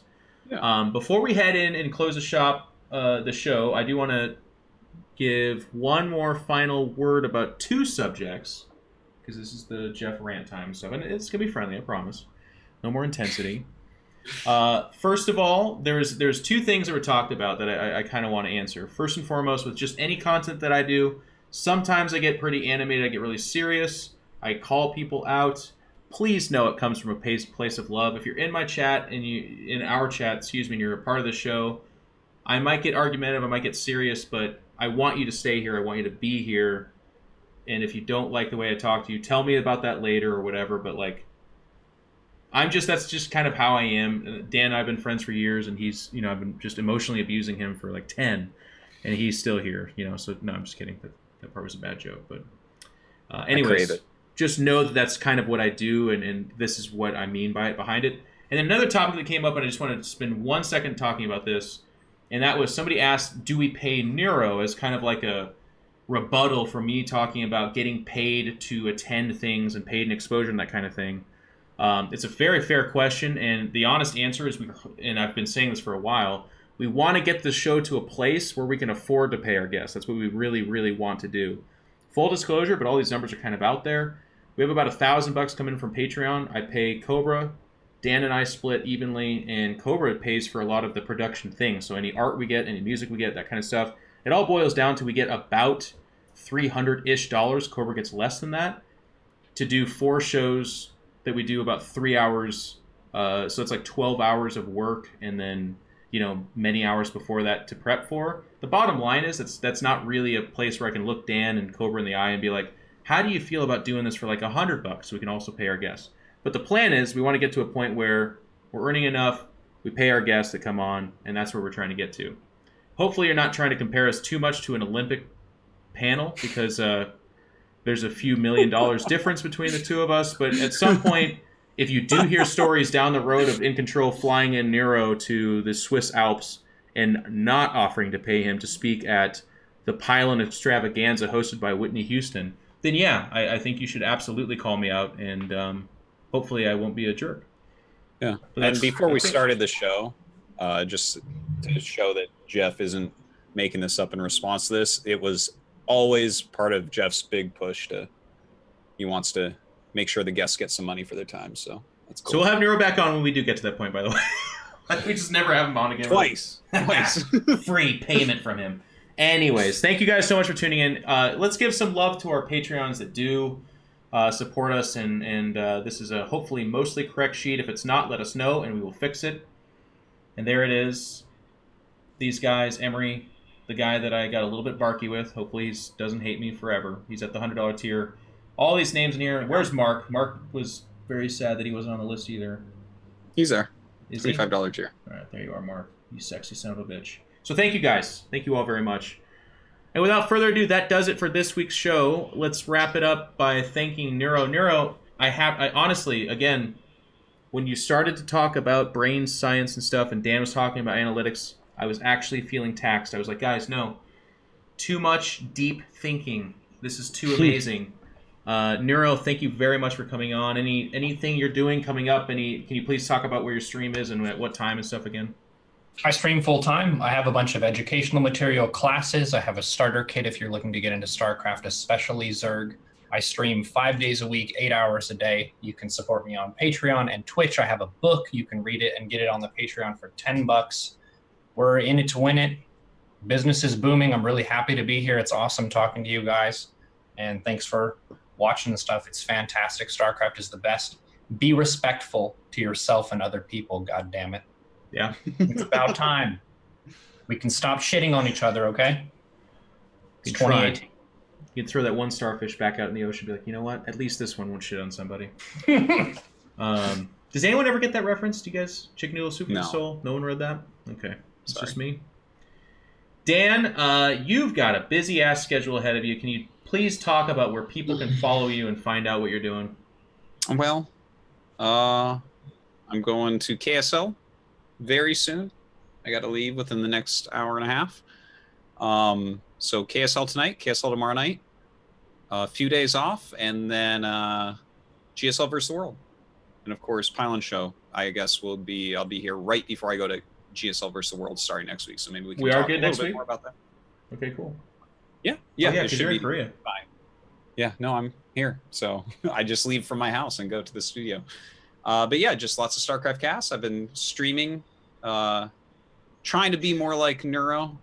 I love having Neuro on to talk because it's like all the things I'm really interested in and have been learning about for the last couple of years, he like already embodies. And it's always a pleasure to have you on here, Neuro. It is. It's a little selfish treat for us. So I stream 4 days a week. all the weekdays except Pylon Show Day, because this counts as my stream, although it's not here. So yeah, that's it.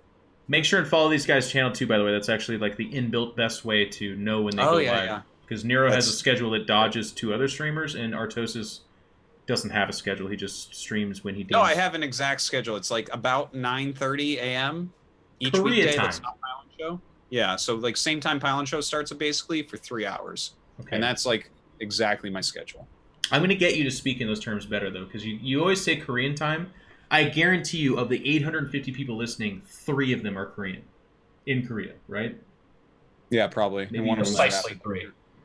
Someone's like, I'm Korean. No, you're not. You're lying. Anyways, check these guys out. They're awesome. As for me, I'm actually going to be offline the next 3 days. I'm competing in the biggest Warhammer tournament in the West Coast, I think, of the year, basically, other than the Las Vegas Open, which is in Las Vegas.